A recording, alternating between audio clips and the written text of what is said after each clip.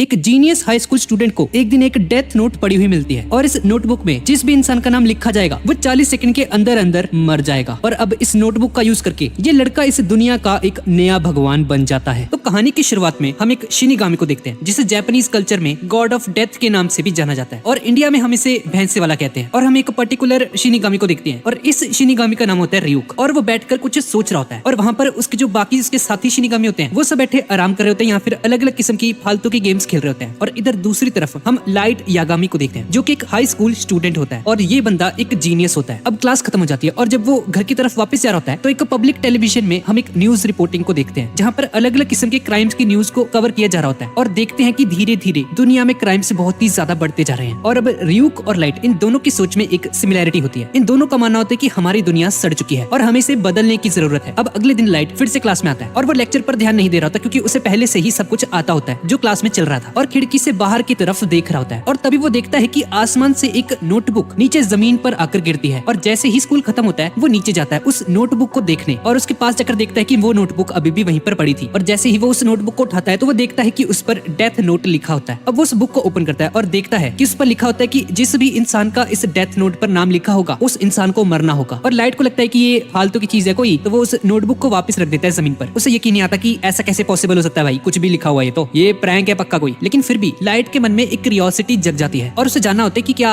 ये सच में तो नहीं है, कैसा हो सकता है कि ये कोई प्रैंक ना हो। और अब घर वापस जाते वक्त वो उस डेथ नोट को उठा लेता है और जैसे ही वो घर पहुंचता है तो वो उस बुक के रूल्स को पढ़ने लगता है और उसमें लिखा होता है कि जिस भी इंसान का नाम तुमने इस डेथ नोट में लिखा है वो इंसान 40 सेकंड के अंदर अंदर हार्ट अटैक से मर जाएगा। लेकिन उस इंसान का नाम लिखते वक्त तुम्हारे मन में उस इंसान की शक्ल होनी चाहिए ताकि अगर वही सेम नाम किसी और इंसान का है तो गलती से वो ना मर जाए। और सिर्फ हार्ट अटैक से नहीं, उस इंसान को किसी बीमारी या किसी एक्सीडेंट वगैरह से भी मरवाया जा सकता है। और इस ऑप्शन को परफॉर्म करने के लिए उस बंदे का नाम लिख के जिसे आप मरवाना चाहते हैं 6 मिनट 40 सेकंड के अंदर अंदर पूरा डिस्क्राइब करना होता है कि किस तरीके से क्या क्या होना चाहिए, कहाँ पर उसकी डेथ होने वाली है, किस टाइम पर होने वाली है, एक्सेट्रा एक्सेट्रा। अब ये सब कुछ पढ़ने के बाद लाइट अपने बेड पर लेट जाता है और कहता है मन में प्रैंक के नाम पे काफी ज्यादा डिटेल्ड है भाई ये चीज, तो क्यों ना इसे ट्राई करके देखा जाए। और अब लाइट एक पेन उठा लेता है लेकिन वो नाम लिखने से पहले सोचता है कि अगर मैंने नाम लिखा इस पे और अगर सही में कोई मर गया तो भाई इससे तो मैं एक मर्डर बन जाऊंगा। लेकिन तभी वो टीवी पर देखता है कि एक लाइव न्यूज में एक क्रिमिनल ने एक बिल्डिंग के अंदर कुछ टीचर्स और कुछ स्टूडेंट्स को बंदी बना लिया होता है और न्यूज रिपोर्टर बताता है कि ये वही क्रिमिनल है जिसने पिछले हफ्ते ही शॉपिंग मॉल में भी एक क्राइम किया था। और उस टीवी के ऊपर उस क्रिमिनल का नाम और उसका चेहरा दिखा दिया जाता है और अब लाइट उस बंदे का नाम और चेहरा देखकर उस डेथ नोट में उसका नाम लिख देता है। और अब लाइट 40 सेकंड तक वेट करता है और वेट करने लगता है उस इंसान की डेथ न्यूज को सुनने के लिए। लेकिन 40 सेकंड होने के बाद भी कुछ नहीं होता और उसे लगता है कि ये तो भाई फालतू की चीज है, किसी ने प्रैंक किया पक्का मेरे साथ, मेरा शक सही था, कुछ नहीं है ये। और ये सोचकर वो टीवी को बंद करने लगता। लेकिन तभी वो देखता है कि उस बिल्डिंग में मौजूद सभी के सभी टीचर्स और स्टूडेंट्स बिल्डिंग से बाहर निकलने लगते हैं और उन्हें कोई भी चोट वगैरह नहीं लगी होती। और तभी एक न्यूज रिपोर्टर बताता है उन टीचर्स और स्टूडेंट से हमें खबर मिली है उस बिल्डिंग में मौजूद जो क्रिमिनल था वो हार्ट अटैक से मर चुका है। टीचर्स ने बताया कि वो बंदा अचानक से ही नीचे जमीन पर गिर गया और उसकी डेथ हो चुकी है। और तभी लाइट समझ जाता है कि वो बंदा हार्ट अटैक से मर चुका है, बिल्कुल वैसे ही जैसा उसने डेथ नोट में लिखा था, जिसकी वजह से वो बहुत ज्यादा शॉक्ड हो जाता है। लेकिन अब भी लाइट को यकीन नहीं होता और वो सोचता है कि ये एक इत्तेफाक ही होगा, भाई ऐसा थोड़ी हो सकता है, ये चीज सही में काम करती है क्या। और वो सोचता है कि उसे एक और बार इसको यूज करके देखना होगा कंफर्म करने के लिए। अगले दिन लाइट अपने स्कूल पहुंच जाता है और वो देखता है कि एक सूडो नाम का लड़का जो कि एक बुली होता है एक लड़के को तंग कर रहा था और उसके पैसे भी मांग रहा होता है उससे। लाइट मन में सोचता है कि अगर ऐसा कोई बंदा दुनिया से अगर गायब हो भी जाए तो क्या किसी को कोई फर्क पड़ेगा, मुझे तो लगता है उल्टा बढ़िया ही हो जाएगा। लेकिन वो सोचता है मन में कि उसे ऐसे लोगों को मारना अवॉइड करना चाहिए जिन्हें वो जानता है क्योंकि उससे वो फंस सकता है। अब लाइट अपने घर की तरफ जा रहा होता है और वो देखता है रास्ते में कि एक मोटरसाइकिल पे कुछ गुंडे एक लड़की को परेशान कर रहे होते हैं और उसके साथ छेड़छाड़ कर रहे होते हैं। अब लाइट एक शॉप के अंदर चला जाता है और वो सुनता है कि उस गैंग के लीडर ने अपना नाम बताया है शिबुइमारू। अब लाइट उस दुकान के अंदर आ जाता है और उस बंदे का नाम अलग अलग स्पेलिंग्स में लिख देता है क्योंकि डेथ नोट में लिखते वक्त स्पेलिंग एकदम एग्जैक्ट होनी चाहिए, इसीलिए वो जितने भी पॉसिबल कॉम्बिनेशंस थे उस तरीके से परमुटेशन एंड कॉम्बिनेशन लगा के उस बंदे का नाम लिख देता है डेथ नोट में। और लाइट उस बुक में कॉज ऑफ डेथ में एक ट्रैफिक एक्सीडेंट लिख देता है। और अब 40 सेकंड बाद वो लड़की जब अपनी जान बचाकर उनसे भागने लगती है तो वो उस गैंग का लीडर अपनी बाइक से उसका पीछा करता है। लेकिन तभी एक ट्रक वहां पर आ जाता है और वो उस लीडर को उड़ा देता है और जैसा कि उसने लिखा था एक ट्रैफिक एक्सीडेंट से उसकी मौत हो जाती है। और अब इससे लाइट को पूरी तरह से यकीन हो जाता है कि ये डेथ नोट बिल्कुल असली है और काम करती है। अब इस वक्त तक लाइट 2 लोगों को मार चुका होता है और उसका दिमाग घूम रहा होता है और उसको काफी बुरा फील हो रहा होता है कि उसने ये क्या कर दिया भाई, ये तो मर्डर बन गया मैं तो। और दूसरी तरफ हम शिनिगामी को देखते हैं और रियुक बाकी शिनिगामीज को बताता है कि उसने अपनी डेथ नोट को गिरा दिया है अर्थ पे और बाकी लोग उस पे हंसते हैं। और हम देखते हैं कि रियुक के पास एक दूसरी डेथ नोट भी होती है और तभी हम एक पोर्टल को देखते हैं जो कि इंसानी दुनिया और शिनिगामी रेल्म को आपस में कनेक्ट करते हैं। और तभी रियुक अपने पंख फैलाकर उस पोर्टल से इंसानी दुनिया में आ जाता है और इधर लाइट भी स्कूल से घर आ जाता है और अपनी मॉम को एक टेस्ट देता है जिसमें भी वो फर्स्ट आया होता है, जिसे देखकर उसकी मॉम बहुत बहुत ही ज्यादा खुश हो जाती है और लाइट सीधा अपने रूम में चला जाता है। अब लाइट उस डेथ नोट को ओपन करता है और हम देखते हैं कि उसने बहुत सारे नाम लिख दिए होते हैं वहाँ पर, और उन सभी नामों को देखकर हंसने लग जाता है। और तभी रियूक वहाँ पर आ जाता है और रियूक को देखकर लाइट बुरी तरह से डर जाता है और नीचे गिर जाता है डरकर। वो शिनिगामी से कहता है, मुझे लगता है तुम्हें डेथ नोट के बारे में पता चल चुका है, मैंने ही उसे गिराया था, मैं एक शिनिगामी हूँ। लाइट उसे कहता है, हाँ मुझे मालूम है, मैं तुम्हारा ही इंतजार कर रहा था, मुझे पता था ये कोई आम नोटबुक नहीं है, इसको इस्तेमाल करने की वजह से कभी ना कभी तो मुझे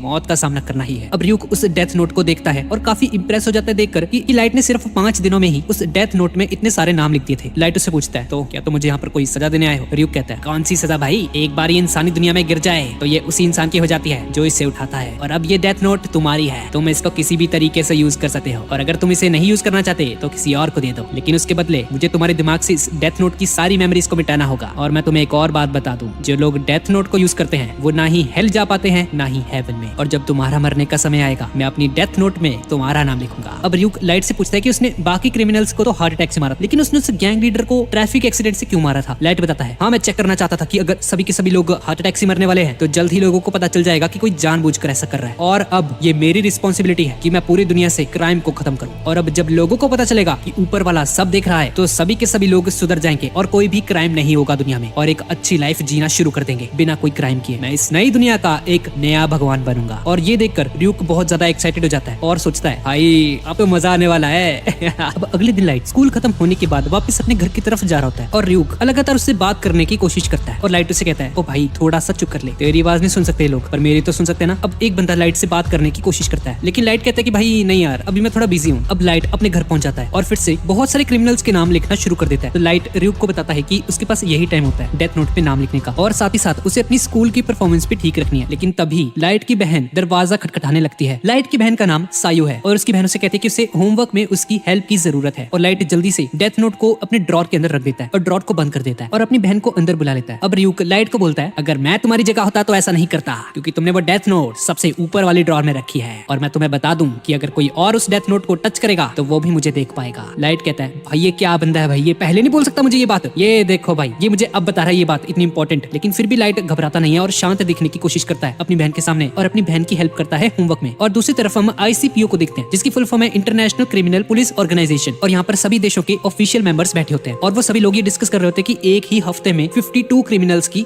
डेथ हुई है, वो भी हार्ट अटैक से। उसमें से एक ऑफिशियल बोलता है, तो भाई दिक्कत क्या है, क्रिमिनल्स ही तो मर रहे हैं, उन्हें तो वैसे भी फांसी की सजा होने वाली थी, सब के सब क्रिमिनल्स हैं। मैं तो कहता हूँ बढ़िया हो रहा है। और कुछ लोग बोल रहे थे कि क्या ये कोई कोइंसिडेंस है क्या, मतलब इतने सारे लोग कैसे मर सकते हैं भाई, और सभी के सभी लोग हार्ट अटैक से मर रहे हैं और सभी को एक साथ हार्ट अटैक आ रहा है, ये कैसे हो सकता है भाई, ये तो नामुमकिन है। और तभी उनके मीटिंग का हेड उन्हें शांत करता है और बोलता है, अब हमारे पास और कोई ऑप्शन नहीं है, हमें एल को बुलाना होगा। और तभी सभी लोग शांत हो जाते हैं और अपने आसपास के लोगों से बात करने लगते हैं कि भाई ये एल कौन है भाई, एल फॉर व्हाट। और तभी उनका चीफ उन्हें बताता है कि एल एक ऐसा डिटेक्टिव है जिसका असली नाम और आइडेंटिटी किसी को भी नहीं पता, और इंसानियत के आज तक के जितने भी मुश्किल से मुश्किल केस हुए हैं उन्हें एल ने ही सॉल्व किया है, और वो ICPO का हुक्म का इक्का है, और हमने जितने भी केसेस उसे आज तक दिए हैं उसने सभी के सभी हमें सॉल्व करके दिए हैं। लेकिन तभी उसमें से एक मेंबर बोलता है कि हम उसे कांटेक्ट कैसे करेंगे अगर हम इसे बुलाना है यहाँ पे तो। और हाँ मैंने सुना है कि वो बहुत ज्यादा घमंडी है भाई, वो सिर्फ उन्हीं केसेस पे काम करता है जिसमें उसका इंटरेस्ट होता है। लेकिन तभी उसके इस सवाल का जवाब एक लंबा सा आदमी देता है उसे। उस बंदे का चेहरा छुपा होता है और उसने एक हैट पहनी होती है, और चीफ अपने साथ बैठे एक एम्प्लॉय को बताता है, ये बंदा ही है जो एल से कांटेक्ट करता है। वो बंदा बताता है कि एल ने पहले से ही इस केस पे इन्वेस्टिगेशन करनी शुरू कर दी है। इस बंदे का नाम वाटारी है, और अपना लैपटॉप ओपन करता है, और तभी हम एल का मैसेज सुनते हैं और सभी ऑफिसर्स को बताता है, गुड मॉर्निंग ऑफिशियल्स, मेरा नाम एल है और मुझे आप सभी लोगों की हेल्प की जरूरत पड़ेगी। हम एक टेस्ट करेंगे ये पता करने के लिए कि वो कहाँ से है, क्योंकि एल को शक होता है कि ये जो मर्डरर है वो जापान में ही रहता है। और दूसरी तरफ हम देखते हैं कि लाइट वो अपने ड्रॉर को दिखाता है जिसमें एक नॉर्मल सी डायरी रखी होती है। रियो कहता है, तो तुमने इसे छुपा दिया, और लाइट उसे बताता है इस डायरी के नीचे डेथ नोट को छुपाने की असली जगह है, और इसे खोलने के लिए एक वॉल पेन की रिफिल का यूज करूंगा मैं। ड्रॉर के नीचे जो छेद है उसमें रिफिल को डालूंगा और उस फटे को उठाया जा सकता है जो कि उस ड्रॉर में है। और तभी हम देखते हैं कि लाइट ने एक बहुत ही तगड़ा सा सिस्टम डेवलप करा होता है उस डेथ नोट को छुपाने के लिए, लेकिन वो सर्किट पूरा नहीं होता, और अगर कोई बंदा इस डेथ नोट को ऊपर से उठा ले नीचे से रिफिल डालने की बजाय तो वो डेथ नोट ऑटोमेटिकली ब्लास्ट हो जाएगी। और अगर किसी को मुझ पे शक हुआ तो मैंने बोल दूंगा कि मैं अपनी पर्सनल डायरी छुपा रहा था जिसमें मैंने कुछ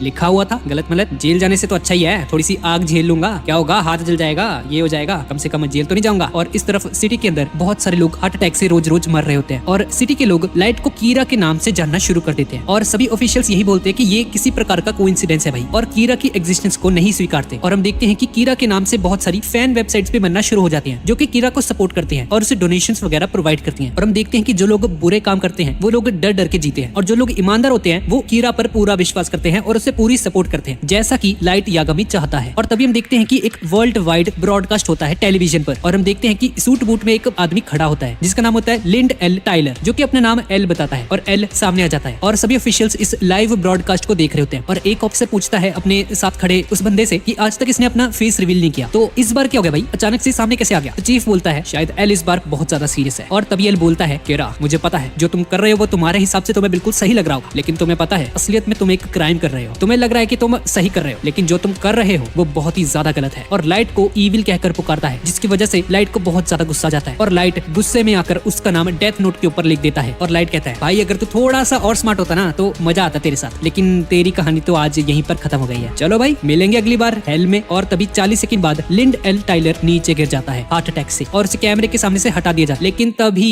स्क्रीन के ऊपर बड़ा बड़ा एल दिखाई देता है, जिसे देखकर लाइट बहुत ज्यादा शॉक हो जाता है। और तभी हमें एल की आवाज सुनाई जाती है, जो कि काफी डिस्टॉर्टेड साउंड होती है, ताकि कोई इसे पहचान न ले। अब मुझे इतना तो पता चल चुका है, तुम बिना उस जगह पर मौजूद हुए किसी को भी मार सकते हो। अगर मैंने इसे अपनी आंखों से नहीं देखा होता तो मुझे इस बात पर कभी यकीन भी नहीं होता। तो किरा, मैं तुम्हें चैलेंज करता हूँ, अगर तुम्हें दम है तो मुझे मार कर दिखाओ। और इधर सिटी में सभी लोग इस ब्रॉडकास्ट को देख रहे होते हैं और सभी लोग किरा को बोल रहे होते हैं मारो उसे, मार दो इसको, दिखा दो किरा। पर जैसा कि हमें मालूम है कि बिना किसी नाम और चेहरे के लाइट किसी भी इंसान को ऐसे ही नहीं मार सकता, तो वो बस चुपचाप शौक में वहाँ पर खड़ा हुआ देख रहा होता है बस। और तभी एल बोलता है तुमने तो मुझे काफी तगड़ा हिंट दे दिया। अब मैं तुम्हें एक बात बताता हूँ, तुम्हें पता है ये कोई वर्ल्ड वाइड ब्रॉडकास्ट नहीं है, ये सिर्फ जापान के कांटो रीजन में चल रहा है। और अगर अब तुम सोच रहे हो कि मैंने इसी जगह को क्यों चूज किया, तो इस चीज का पता लगाने के लिए मैंने तुम्हारे फर्स्ट विक्टिम को पहचान लिया था, जैसे तुमने एक बिल्डिंग के अंदर निशाना बनाया था। और तुम्हारा लक काफी अच्छा है कि तुम कांटो रीजन में रहते हो, क्योंकि यहाँ की पॉपुलेशन काफी ज्यादा है, जिसकी वजह से तुम्हें ढूंढना थोड़ा मुश्किल हो सकता है, लेकिन नामुमकिन नहीं। मैं तुम्हें बहुत ही जल्द पकड़ लूंगा बेटे, और तुम्हें कड़ी से कड़ी सजा दूंगा। और उसके बाद जेल में तुम मुझे बताना कि तुम ये सब मर्डर्स कैसे करते हो। और तभी ब्रॉडकास्ट ऑफ हो जाता है और पुलिस ये देखकर हैरान रह जाती है कि भाई एल तो भाई सही में इसने कमाल कर दिया, ये तो बड़ा खतरनाक बंदा है। और तभी लाइट अपने मन में बोलता है एल तुम जहाँ भी हो मैं तुम्हें ढूंढ कर मार गिराऊंगा। और वो दोनों के दोनों इसी बात को बोल रहे होते हैं, अलग अलग जगह पर बैठे हुए। इसके बाद हमें जापानीज पुलिस हेडक्वार्टर को दिखाया जाता है, और यहाँ पर कीरा की ही उन रिपोर्ट्स के बारे में बात हो रही होती है। इन लोगों को 2000 से भी ज्यादा मिस कॉल्स आई होती है, और उनमें से 14 ऐसे लोग होते हैं जो कि क्लेम करते हैं कि वो कीरा को जानते हैं, और उन लोगों ने कीरा को कहीं पर देखा हुआ है। और उसमें से 21 लोग तो ऐसे होते हैं जो कि क्लेम करते हैं कि वो खुद ही कीरा है। एल ने सभी विक्टिम्स की डेथ की टाइमिंग पता करने का ऑर्डर दिया होता है, और उन्हें पता चलता है कि उन सभी विक्टिम्स की मौत शाम के 4 बजे से लेकर रात के 2 बजे तक हुई होती है, और वीक डेज पर होती है। लेकिन उनमें से 68% रात के 8 बजे से लेकर 12 बजे तक हुई है, और ये डेथ्स सैटरडे संडे और छुट्टी के दिनों पर और भी ज्यादा बढ़ गई थी। और इन सबको देखकर एक लैपटॉप के थ्रू एल उन सभी को बताता है कि ये जो क्रिमिनल है ना, ये एक स्टूडेंट है, ये कोई बच्चा है जो कि किसी तरह का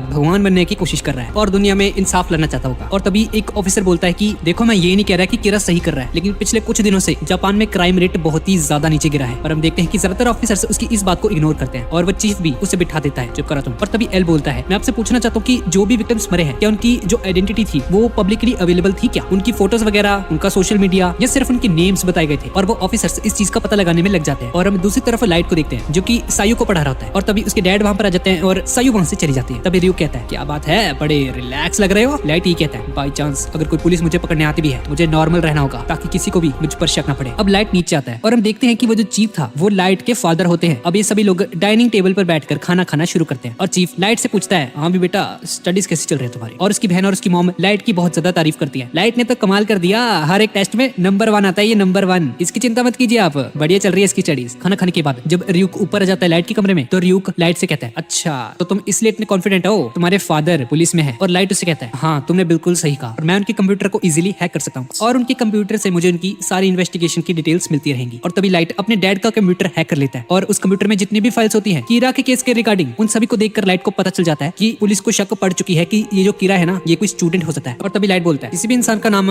डेथ नोट पर लिखने के बाद उसके आगे हम उसका कॉज ऑफ डेथ भी लिख सकते हैं, है ना? और मैं हमेशा हार्ट अटैक लिखता हूँ, लेकिन एक दूसरा रूल भी तो है जिसके अकॉर्डिंग हम 6 मिनट 40 सेकंड के अंदर अंदर किसी व्यक्ति की मौत को पूरी तरह से डिस्क्राइब भी कर सकते हैं, यानी कि किसी विक्टिम को अलग तरह से भी मार सकते हैं। तो अगर मैं किसी क्रिमिनल का नाम लिखे 6 मिनट 40 सेकंड के अंदर अंदर उसके मरने का तरीका भी लिख देता हूँ नीचे, तो ऐसा हो जाएगा। तो भाई इससे तो अब और भी मजा आने वाला है। अब इसके बाद हम देखते हैं कि लाइट अपनी डे टू डे लाइफ की एक्टिविटीज कर रहा होता है, स्कूल जाता है, खेलता है, और दूसरी तरफ वो क्रिमिनल्स लगातार मरते जा रहे होते हैं। और इसके बाद हम जापानीज हेडक्वार्टर में देखते हैं कि 3 ऑफिसर्स उस चीफ के पास आते हैं और उससे कहते हैं सर कल फिर से 24 लोग मरे हैं, और उससे पहले 23 लोग मरे थे। मुझे तो ये लगता है कि ये कीरा कोई स्टूडेंट नहीं है, और ये सभी डेथ्स वर्किंग डेज में हुई हैं। और उनमें से एक मेंबर बोलता है कि भाई जरूरी थोड़ी ऐसा, वो छुट्टी भी तो ले सकता है स्कूल से। और तभी एलो ने बोलता है नहीं तुम समझे नहीं। तो जब से हमने ये कंक्लूड किया कि वो एक स्टूडेंट हो सकता है, तो उसने अपने किलिंग पैटर्न्स को बदल दिया है। क्या ये एक कोइंसिडेंस है? मुझे तो नहीं लगता। इसका सीधा सीधा मतलब यही है कि कीरा के पास पुलिस की फाइल का एक्सेस है, क्योंकि कीरा के एक स्टूडेंट होने की खबर सिर्फ हम ऑफिसर्स इसके पास ही है और इस तरफ लाइट अपने घर की तरफ जा रहा होता है और लाइट बोलता है मुझे तो लगता है अभी तक पुलिस ऑफिसर पे शक होना शुरू हो गया होगा। और इस तरफ हम पहली बार एल को देखते हैं जो कि अपने मन में बोल रहा होता है कि ये इम्पॉसिबल है, इसके पास पक्का पुलिस की फाइल का एक्सेस है, आखिर ये करना क्या चाहता है। और तभी रियुक बोलता है कि तुम आखिर करना क्या चाहते हो भाई, अगर तुम ऐसे करोगे तो उसको और भी शक हो जाएगा तुम पर, तुमने टाइमिंग चेंज कर दी है, इससे ऐसा नहीं लगेगा कि तुम पुलिस से कनेक्टेड हो। और तभी लाइट बोलता है मैं तो चाहता ही हूँ कि वो मुझे ढूंढे, तभी तो मैं उसे आसानी से खत्म कर पाऊंगा। रियुक तुम शायद समझोगे नहीं लेकिन इस दुनिया में किसी पर भी भरोसा नहीं करना चाहिए। और अभी इस वक्त लाइट उन पुलिस ऑफिसर्स पर बिल्कुल भी भरोसा नहीं कर सकता। बाहर के लोगों को तो ऐसा लगेगा कि पुलिस ऑफिसर्स और एल मिलकर लाइट को पकड़ने की कोशिश कर रहे हैं, लेकिन अंदर ही अंदर एल और पुलिस ऑफिसर्स में आपस में ही इन्वेस्टिगेशन शुरू हो जाएगी। वो दोनों एक दूसरे पर शक करने लगेंगे और अब पुलिस को एल को ढूंढना ही पड़ेगा और जैसे ही वो उसे ढूंढ लेंगे मैं उसे मार दूंगा। और इधर पुलिस हेडक्वार्टर में हम लोग देखते हैं कि 3 लोग रिजाइन करने वाले होते हैं जॉब से, क्योंकि उनका कहना था एल तो साला पीछे छुपा हुआ है लैपटॉप के, ठीक है ना। उस बंदे ने अपना चेहरा और नाम कभी नहीं बताया, लेकिन हम पुलिस ऑफिसर्स हमेशा अपने ऊपर एक बैच लेकर घूमते हैं जिस पर हमारा नाम और फोटोग्राफ होती है और कोई भी बंदा जिसके पास कोई कंप्यूटर है वो आसानी से हमें ढूंढ कर मार सकता है। हमें तो फील्ड पे काम करना पड़ता है और एल ये पीछे एसी रूम में जाकर काम करता है, तो भाई हमको माफ करो और हमें छुट्टी दो, हम चले यहाँ से। और दूसरी तरफ हम लाइट के स्कूल को देखते हैं और तभी रियुक वहाँ पर खड़ा हुआ देखता है कि कोई बंदा उसे देख रहा होता है कोने में खड़ा हुआ। और दूसरी तरफ एल सभी पुलिस ऑफिशियल्स की रिपोर्ट्स को मंगा लेता है और कहता है तो ठीक है, इस पूरी रिपोर्ट में 141 लोग हैं, एक बात तो कंफर्म है कि वो क्रिमिनल इन 141 लोगों में से किसी एक का कोई रिश्तेदार वगैरह होगा, वो पक्का इन्हीं में से है। और तभी चीफ की रिपोर्ट खुल जाती है जो कि लाइट के फादर हैं एल, उसकी रिपोर्ट को पढ़ने लगता है ध्यान से। और इस तरफ रियुक और लाइट जब घर की तरफ जा रहे होते हैं तो रियुक लाइट को कहता है कि डेथ नोट तुमसे बेहतर किसी इंसान को नहीं मिल सकती थी, मैं ना ही तुम्हारे खिलाफ हूं ना ही तुम्हारे साथ, मैं तो भाई तुम्हारे साथ तब तक रहूंगा जब तक ये नोटबुक खत्म नहीं हो जाती या फिर तुम खत्म नहीं हो जाते। और तभी रियुक उसे बताता है कि एक बंदा तुम्हें लगातार फॉलो कर रहा है, तुम्हें पता नहीं चला इतनी देर तक। और तभी एक बंदा लाइट के पीछे आता है और लाइट को देखकर छुप जाता है फिर से। और तभी लाइट भी थोड़ी देर के लिए रुकता है लेकिन वो फिर से चलना शुरू कर देता है और लाइट बहुत ज्यादा घबरा जाता है और सोचता है कि उसे जल्द से जल्द इससे पीछा छुड़ाना होगा। अब लाइट अपने घर में आ जाता है और वो खिड़की से नीचे देखता है उसी बंदे को जो उसे फॉलो कर रहा होता है, लेकिन वहाँ पर कोई नहीं होता। भाई कौन है ये, मुझे पता लगाना होगा, मुझे इसके बारे में पता चल गया ना तो मैं इसे मार दूंगा। और तभी रियुक लाइट को कहता है तो लाइट मैं तुम्हें बताऊं क्या, शिनिगामी और नॉर्मल इंसान में 2 डिफरेंसेस होते हैं। तुम्हें पता है हम लोग इस डेथ नोट का यूज क्यों करते हैं? मान लो कोई इंसान 60 साल तक जीने वाला है और अगर हम उस बंदे का नाम डेथ नोट में लिखकर उसे 40 साल की उम्र में ही मार देते हैं तो जो बाकी के उसके 20 साल बचे हुए थे वो हमारी लाइफ के अंदर ऐड हो जाते हैं। और अगर कोई हम पर गोली चला दे या हमारा सर फाड़ दे तब भी हम नहीं मरने वाले, लेकिन तुम पर इसका कोई असर नहीं होने वाला, ये सिर्फ शिनिगामी के ऊपर ही अप्लाई हो। तो ये है पहला डिफरेंस तुम में और मुझ में। और तभी लाइट बोलता है अच्छा है बहुत बढ़िया। और तभी रियुक उसे दूसरा डिफरेंस बताता है, जब भी कोई शिनिगामी किसी इंसान को देखता है तो उसे उस इंसान का नाम झट से पता चल जाता है क्योंकि हमारे पास शिनिगामी आईज होती हैं। और इस वक्त जब मैं तुम्हें देख रहा हूँ तो मुझे तुम्हारे ऊपर तुम्हारा नाम और तुम्हारी बची हुई जिंदगी दिखाई दे रही है साफ साफ। और ये सुनकर लाइट बुरी तरह से शॉक हो जाता है और इसी वजह से किसी शिनिगामी को ये दिक्कत नहीं होती कि उन्हें किसी इंसान का नाम जानने की जरूरत है या उनका डेट ऑफ बर्थ वगैरह उन्हें मारने के लिए। शिनिगामी आईज से बहुत ज्यादा डिफरेंट होती हैं और यही था दूसरा डिफरेंस तुम में और मुझ में। लेकिन एक और बात भी है, जिस शिनिगामी ने उस डेथ नोट को नीचे अर्थ पर गिराया होता है और जिस आदमी ने उस डेथ नोट को उठाया होता है तो वो शिनिगामी उस बंदे को जिसने वो डेथ नोट को उठाया होता है उसे अपनी आईज दे सकता है, लेकिन सिर्फ तब जब उनमें कोई डील हो। और ये सुनकर लाइट बहुत ज्यादा शॉक हो जाता है और उससे पूछता है क्या एक डील? और तभी रियुक उसे बोलता है हाँ एक डील, अगर तुम्हें मेरी आंखें चाहिए तो तुम्हें मुझे अपनी जिंदगी का आधा हिस्सा देना होगा। और ये सुनकर लाइट बहुत ज्यादा घबरा जाता है, अगर तुम अभी 50 साल और जीने वाले थे तो तुम सिर्फ 25 साल जियोगे। अब रियुक बोलता है कि ये रूल्स बताना मेरा फर्ज बनता है इसलिए मैंने तुम्हें बता दिया भाई, ठीक है ना। और रियुक उसे बोलता है तो लाइट तुम मुझे अपनी जिंदगी का आधा हिस्सा दे दो और मैं तुम्हें अपनी शिनिगामी आईज दे दूंगा। और तभी लाइट हंसता है और बोलता है अगर मैं ऐसा करता हूँ तो मुझे सभी लोगों का नाम पता चल जाएगा और डेथ नोट को यूज करना और भी इजी हो जाएगा। और तभी रियुक बोलता है तो क्या बोलते हो, डील करें क्या? और तभी हम देखते हैं उसी डिटेक्टिव को जो कि लाइट के बाहर खड़ा होता है और उस पर 24 घंटे नजर रखे हुए था, लेकिन हम देखते हैं कि लाइट उसके इस ऑफर के लिए मना कर देता है। और लाइट बोलता है कि देख भाई मुझे एक ऐसी दुनिया बनानी है जहाँ पर कोई भी क्राइम वगैरह ना हो, ठीक है, और मैं इस दुनिया का एक नया गॉड बनकर जीना चाहता हूँ। अगर तुम मुझे मेरी लाइफ बढ़ाने का ऑफर देते तो शायद मैं सोच सकता था एक बार में, लेकिन कम करना तो भाई बिल्कुल भी नहीं भाई, ना ना ना। और तभी लाइट को एक आइडिया आ जाता है ये पता लगाने के लिए कि जो उसका भी पीछा कर रहा था वो उसका नाम कैसे पता कर सकता है। और अब उसे ये एक्सपेरिमेंट करना होता है कि वो डेथ नोट के टाइमिंग को कहाँ तक यूज कर सकता है। अगर उसने एक बार कॉज ऑफ डेथ लिख दिया तो उसके पास 6 मिनट और 40 सेकंड होते हैं उसकी डेथ को पूरी तरह से डिस्क्राइब करने के लिए, और उसमें वो डेथ का टाइम भी लिख सकता है। और अब उसे बस इस चीज को एक्सपेरिमेंट करना है कि वो किस तरीके से इसको यूज कर सकता है। अब अगली सुबह हेडक्वार्टर्स में चीफ को एक कॉल आता है और उन्हें पता चलता है कि 6 और लोग मारे जा चुके हैं और सभी के सभी लोग हार्ट अटैक से मारे गए हैं। लेकिन इस बार पैटर्न थोड़ा सा अलग था, उन्होंने मरने से पहले कुछ अजीब सी चीजें की थी, जैसे कि उसमें से एक ने अपने मरने से पहले अपने खून से दीवार पर एक साइन बना दिया था और दूसरे बंदे ने एक ऐसी चीज लिखी जिसका कोई भी सेंस नहीं बनता, कोई और ही लैंग्वेज में है, और तीसरा बंदा अपने सेल से भागकर बाथरूम में गया और मर गया। और ये सारी चीजें एल को दिखाई जाती हैं और एल अब सोचता है कि क्या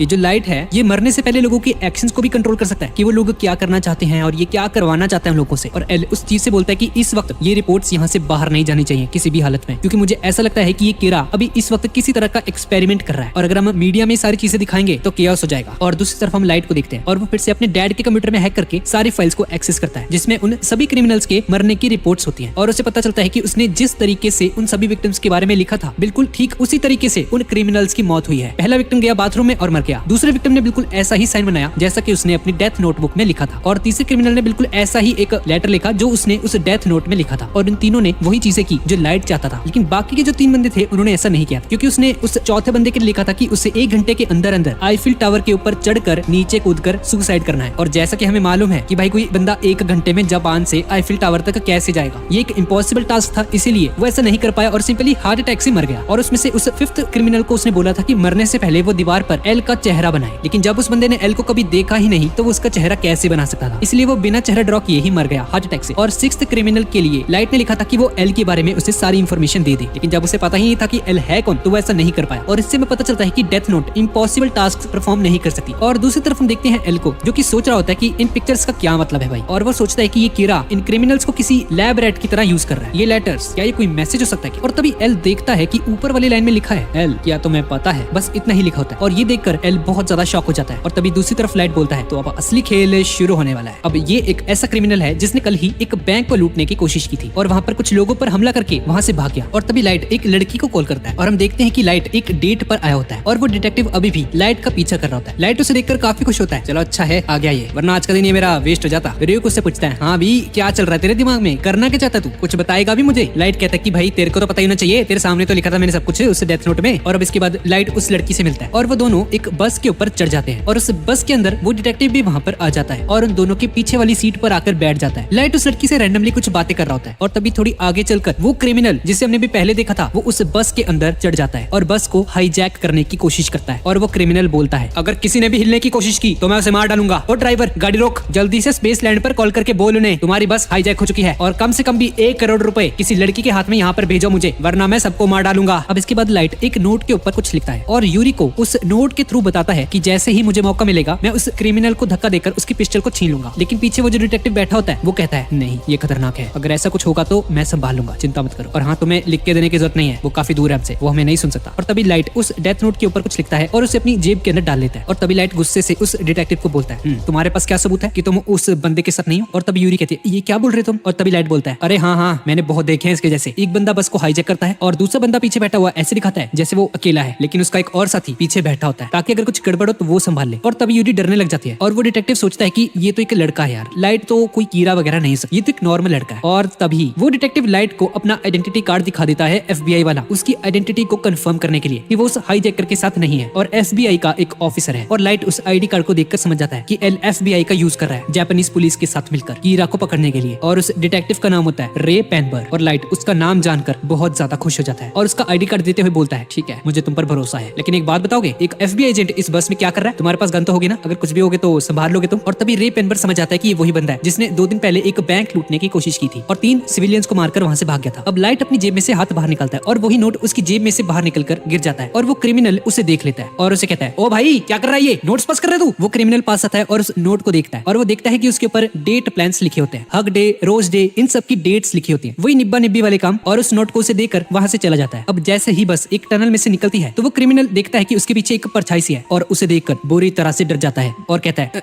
तू कौन है भाई, कौन हो तुम और यहाँ पर कैसे तुम। पहले तो रे पेनबर्ग को लगता है कि वो उसे ही कह रहा है, लेकिन असली में वो क्रिमिनल रियूक को देख पा रहा होता है और रियूक भी कंफ्यूज हो जाता है तुम मुझे देख सकते हो क्या। और क्रिमिनल बहुत ज्यादा डरा होता है उसे देखकर और कहता है आ गया है ना तू, शूट कर दूंगा तेरे को, वहीं पे रह, तुम तो एक मॉन्स्टर हो। और जैसे ही रे देखता है कि वो क्रिमिनल उस पर शूट करने वाला होता है तो वो सभी लोगों को अपना सिर छुपाने के लिए नीचे बैठने के लिए कहता है। और तभी रियूक समझ जाता है कि वो जो नोट अभी गिरा था लाइट की पॉकेट में से वो एक डेथ नोट का नोट था और अभी जब उस क्रिमिनल ने उस नोट को पकड़ा था इसकी वजह से अब वो क्रिमिनल रियूक को देख पा रहा है। और अब जैसे ही रियूक उस क्रिमिनल के पास जाता है तो वो क्रिमिनल अपनी सारी की सारी गोलियां रियूक के अंदर धर देता है और अपनी बंदूक खाली कर देता है। और तभी रे पेनबर्ग वहां पर आता है और उस क्रिमिनल को पकड़ने की कोशिश करता है, लेकिन तभी वो क्रिमिनल बस रुकवा देता है और बस से नीचे कूद जाता है। और जैसे ही वो उस बस से नीचे आता है तो एक गाड़ी वहां पर आती है और उस क्रिमिनल को ठोक देती है, जिसकी वजह से वो क्रिमिनल वहीं पर मर जाता है। और ये सब देखकर रे बहुत ही ज्यादा शॉक हो जाता है। और तभी बस के अंदर लाइट बोलता है 11:45 बिल्कुल एग्जैक्ट। और अब इसके बाद हम एक फ्लैशबैक देखते हैं और हम देखते हैं कि उसने अपनी डेथ नोटबुक में लिखा होता है उस क्रिमिनल का नाम और तो और उसने ये भी लिखा होता है कि वो 11:35 पर एक बस पकड़ेगा और बस पर चढ़ने के बाद उस बस को हाईजैक करने की कोशिश करेगा और उसके पास एक गन भी होगी। लेकिन थोड़े समय बाद ही वो अपने पीछे एक मॉन्स्टर को देखेगा जो कि रियूक है और उस पर गोलियां चला के अपनी पूरी बंदूक को खाली कर देगा और इसके बाद वो बस से उतरकर भागने की कोशिश करेगा, लेकिन तभी एक गाड़ी से उसका एक्सीडेंट हो जाएगा ठीक 11:45 पर और वो मर जाएगा। और अब लाइट समझ आता है कि ये डेथ नोट कभी भी नहीं चुकती, ये एकदम एक्यूरेट रिजल्ट्स देती है और जैसा उसने लिखा था बिल्कुल वैसा ही हुआ उस क्रिमिनल के साथ। और अब इसके बाद तुम्हारी बारी है रे पेनबर्ग। अब 20 दिसंबर सुबह 11:50 पर हम उस क्रिमिनल को देखते हैं जिसकी डेथ हो चुकी थी और पुलिस और एम्बुलेंस वहाँ पर पहुंच चुकी है और रे पेनबर्ग बहुत ही ज्यादा शॉक में होता है। अब रे लाइट के पास जाता है और उसे कहता है कि भाई प्लीज किसी को बताना मत कि मैं यहाँ पर मौजूद था, क्योंकि वो एक सीक्रेट मिशन पर था यहाँ पे। और लाइट भी उसे कहता है हाँ ठीक है भाई, मैं किसी को नहीं बताऊंगा। अब रे वहाँ से चला जाता है और लाइट अपने मन में सोचता है मैं भी नहीं चाहता कि पुलिस को या मेरे डैड को पता चले कि तुम मुझसे मिले थे, वरना सारा शक मुझ पर जाएगा और पुलिस इस एक्सीडेंट को एक नॉर्मल एक्सीडेंट ही देखेगी। अब लाइट अपने घर जाता है और र्यूक उससे पूछता है हाँ भी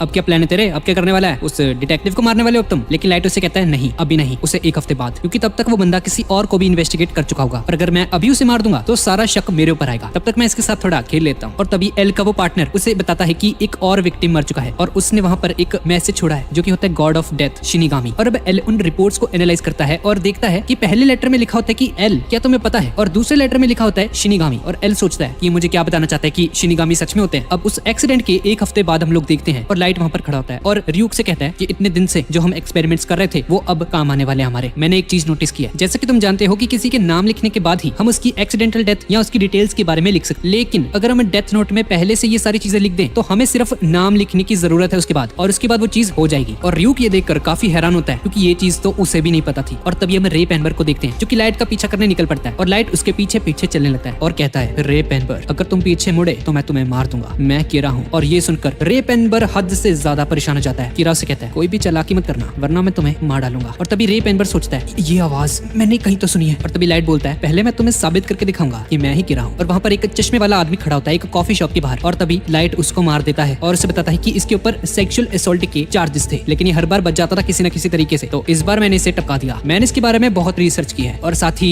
तुम्हारे बारे में भी। और तभी रे उसकी बात मान जाता है और कहता है ठीक है भाई मान लिया मैंने, तुम किरा हो। और तभी लाइट उससे इस स्टेट में आने वाले एजेंट्स के बारे में पूछता है और तभी लाइट रे को एक एनवेलप देता है और कहता है ये लो इसमें से एक ट्रांसमीटर निकालो और अपने कानों में लगा लो, आगे के इंस्ट्रक्शंस मैं तुम्हें बाद में बताता हूँ। और लाइट वहाँ से चला जाता है और उसे कहता है अब तुम्हें एक लाइन में बैठना है, तुम्हें अंदर जाना है और दरवाजे की साथ वाली सीट पर बैठना है और अगर कोई इसमें पहले से बैठा है तो उसके उठने का इंतजार करना है और जब तुम बैठ जाओगे तो मुझे बताना और कोई भी चालाकी करने की कोशिश मत करियो बेटा, क्योंकि मैं तुम्हें हर पल देख रहा हूँ। अब रे उस ट्रेन में बैठ जाता है और उसे पूछता है हाँ तो बताओ मुझे कितने एजेंट्स हैं यहाँ पे और तुम्हारा प्लान क्या है। और तभी रे उसे बताता है कि टोटल 12 लोग हैं यहाँ पर। और तभी लाइट उसे कहता है हाँ ठीक है अब एक काम करो, तुम्हारे पास जो एनवेलप मैंने तुम्हें दिया था उसे निकालो। और हम देखते हैं कि एक पेपर सा होता है और उसमें बीच बीच में कुछ लिखने की जगह होती है और लाइट उसे कहता है कि काम करो सबसे ऊपर वाली जो जगह है ना वहाँ पर अपने इंचार्ज का नाम लिखो। रे सोच रहा होता है कि ये करना क्या चाहता है भाई, क्या प्लान है इसका, पर वो सोचता है कि भाई मुझे इसकी बात माननी होगी वरना ये पता नहीं क्या कर देगा, पागल इंसान है ये। और लाइट उसे बोलता है अब अपना लैपटॉप ऑन करो, तुम्हें तुम्हारा सुपीरियर सारे एजेंट्स की इंफॉर्मेशन भेज देगा और उसमें उन सभी एजेंट्स के नाम और फेसेस होंगे। और तभी रे पेनबर्ग ये देखकर शॉक हो जाता है कि उसमें सभी एजेंट्स के नाम और उनकी आइडेंटिटी कार्ड थे। रे पेनबर्ग हद से ज्यादा परेशान हो जाता है कि ये ऐसे कैसे भेज सकता है भाई मुझे, ये कैसे हो रहा है। और लाइट उसे बोलता है ठीक है इनके चेहरे देखो और एक एक करके इन सभी के नाम लिखो उस नोट पर। और वो सबके नाम लिख देता है चुपचाप और उसे कुछ समझ नहीं आ रहा था कि ये करना क्या चाह रहा है भाई, क्या कर रहा है बंदा। और अब लाइट बोलता है ठीक है अब उन सारी चीजों को उसी एनवेलप में वापस डाल दो और अपने ऊपर मौजूद उस रैक पर रख दो और ध्यान रखना उस एनवेलप को कोई देख ना ले और थोड़ी देर बाद ट्रेन से बाहर निकल जाना। रे सोच रहा होता है कि ये आवाज मैंने कहीं सुनी हुई है पर मुझे याद क्यों नहीं आ रहा भाई कहाँ सुनी है मैंने ये आवाज। और तभी शाम के 4:41 पर रे उस ट्रेन से बाहर निकल जाता है और बाहर निकलते ही उसे हार्ट अटैक आ जाता है और वो नीचे गिर जाता है और ट्रेन बंद होने लगती है और वो पीछे मुड़कर देखता है कि वहाँ पर लाइट खड़ा होता है और उसने उस एनवेलप को उठा लिया होता है और लाइट उसे कहता है गुड बाय मेरे दोस्त, बहुत ही जल्द नर्क में मिलेंगे। और रे पेनबर्ग मर जाता है और हमें पता चलता है कि रे पेनबर्ग ने वो सारे एजेंट्स के नाम जो लिखे थे उसने वो डेथ नोट के ऊपर लिखे थे और उसे पता भी नहीं था कि वो अपने ही दोस्तों को अपने ही हाथों से मारने लगा हुआ है। और जो उसका इंचार्ज था उसके लिए उसने लिखा था कि वो रे को अपने सारे एजेंट्स की फाइल भेजेगा और उसके बाद हार्ट अटैक से मर जाएगा और ठीक वैसा ही हुआ। और बाकी एजेंट्स के आगे लाइट ने लिखा होता है कि एक बार उसे वो सारी फाइल्स अगर मिल गई तो उसके बाद वो सभी के सभी हार्ट अटैक से मारे जाएंगे। दरअसल लाइट ने उस इंचार्ज को सबको फाइल भेजने के लिए बोला था और उसने ऐसा इसलिए किया क्योंकि अगर वो इंचार्ज अकेला रे पेनबर्ग को वो फाइल्स भेजता तो सीधा शक उस पर आता और सबको पता चल जाता कि रे पेनबर्ग जिसको इन्वेस्टिगेट कर रहा था वही कीरा है। इसलिए शक को बांटने के लिए उसने वो फाइल सभी को भेज दी और सभी को मरवा दिया। हम एल को देखते हैं और उसे इन्फॉर्मेशन मिलती है कि सभी के सभी एजेंट्स मारे गए हैं और सभी को हार्ट अटैक आया था। इसका यही मतलब है कि कीरा ने ही उसे मारा है। और FBI का चीफ उसे कहता है सॉरी एल, लेकिन अब से FBI तुम्हारी मदद नहीं करेगी। और तभी चीफ एल से बात करता है और उसे कहता है तेरी वजह से वो सभी के सभी लोग मारे गए हैं, तुम भी एक मर्डरर ही हो। और तभी एल को मैसेज आता है कि एक और विक्टिम ने एक मैसेज छोड़ा उसके लिए और यहाँ पर लेटर वो पूरा हो जाता है और उसमें लिखा होता है सेब खाते हैं। और अब वो पूरा सेंटेंस बनता है एल क्या तुम्हें पता है शिनिगामी सेब खाते हैं। और ये देखकर एल को काफी ज्यादा गुस्सा आता है और हम दूसरी तरफ रे पेनबर्ग की फियोंसे को देखते हैं और उसे समझ आ जाता है कि कीरा ने ही उसके फियोंसे को मारा है। उसी बस ड्राइवर से इंफॉर्मेशन लेती है जिसमें रे पेनबर्ग बैठा होता है जब वो हाईजैक हो गई थी, और तभी वो बस ड्राइवर उसे बताता है, हाँ मैडम मैं इसे जानता हूँ। और तभी वो सोचती है लड़की कीरा भी पक्का इसी बस में होगा। और गाइस ये लड़की एक एक्स FBI एजेंट भी होती है। और इस तरफ हेडक्वार्टर्स में वो चीफ देखता है कि सिर्फ 5 ही ऑफिसर्स बचते हैं उस ऑफिस में, और चीफ उन सभी को थैंक यू कहता है और कहता है तुम लोग सबसे ज्यादा बहादुर हो, मैं तुम्हें दिल से सैल्यूट करता हूँ। और उसमें से एक ऑफिसर बोलता है कि अबे ओ एल, तेरे एल लगा दूंगा, चल चेहरा दिखा अपना, लैपटॉप के पीछे छुपे रहते हो, सामने आ तू। और तभी वो चीफ भी बोलता है एल अगर तुम हमारे साथ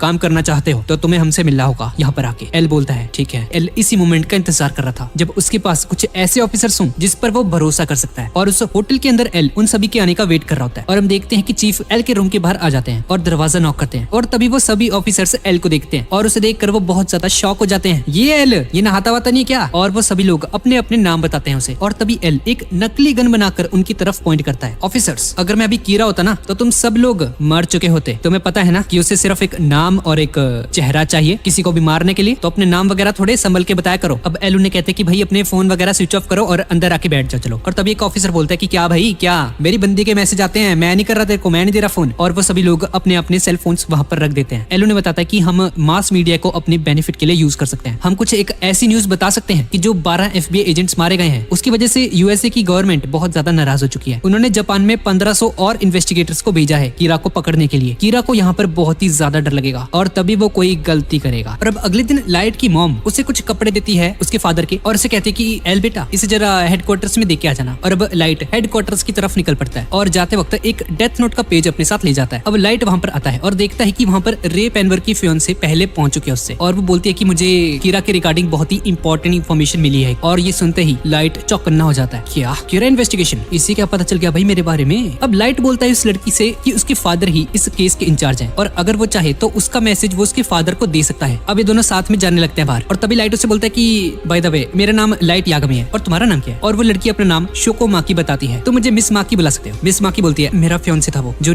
12 एजेंट्स में से एक था जो जापान आए थे कीरा को ढूंढने के लिए। और तभी लाइट यागमी बहुत ज्यादा शॉक हो जाता है और अपने मन में कहता है एक मिनट, एक FBI एजेंट जो कीरा से मिला था, क्या ये वही हो सकता है रे पेनबर्ग। और मिस माकी कहती है ये एक टॉप सीक्रेट इन्वेस्टिगेशन थी और उसे अपना नाम किसी को नहीं दिखाना था। तो इसका सीधा सीधा यही मतलब है कि जिस किसी ने भी उसकी ID को देखा था उसी ने उसे मारा था। और तभी लाइट अपने मन में सोचता है भाई बच गए भाई, आज तो सही में बच गए भाई। अगर इस बंदी ने बता दी होती ये चीज पुलिस को तो अभी तक सब कुछ खत्म हो चुका होता। अब वो दोनों आगे की तरफ चलने लगते हैं और लाइट अपने मन में सोच रहा होता है भाई इसको सब पता है भाई मेरे बारे में, मुझे इसे खत्म करना होगा। और तभी लाइट अपनी जेब में से डेथ नोट का पेज निकालता है और वो कहता है वो डेट बताओगे जिस दिन वो बस हाईजैक हुई थी। तो मिस माकी कहती है हाँ December 20। और हम लाइट के नोट में देखते हैं कि उसने लिखा होता है शोको माकी, सुसाइड डेट 1 जनवरी 2007। शोको माकी एक ऐसी तरह से सुसाइड करेगी जिससे उसकी बॉडी भी किसी को ना मिले। अगर ये मर भी गई तो लोगों को लगेगा कि इसके फियोंसे के मरने की वजह से इसने सुसाइड कर लिया। लेकिन तभी पीछे से रियूक कंटिन्यूअसली हंस रहा होता है उस पर और लाइट सोच रहा होता है कि भाई क्या हो गया ऐसे, पागल वागल हो गए, सिर्फ 10 सेकंड बचे हैं, चलो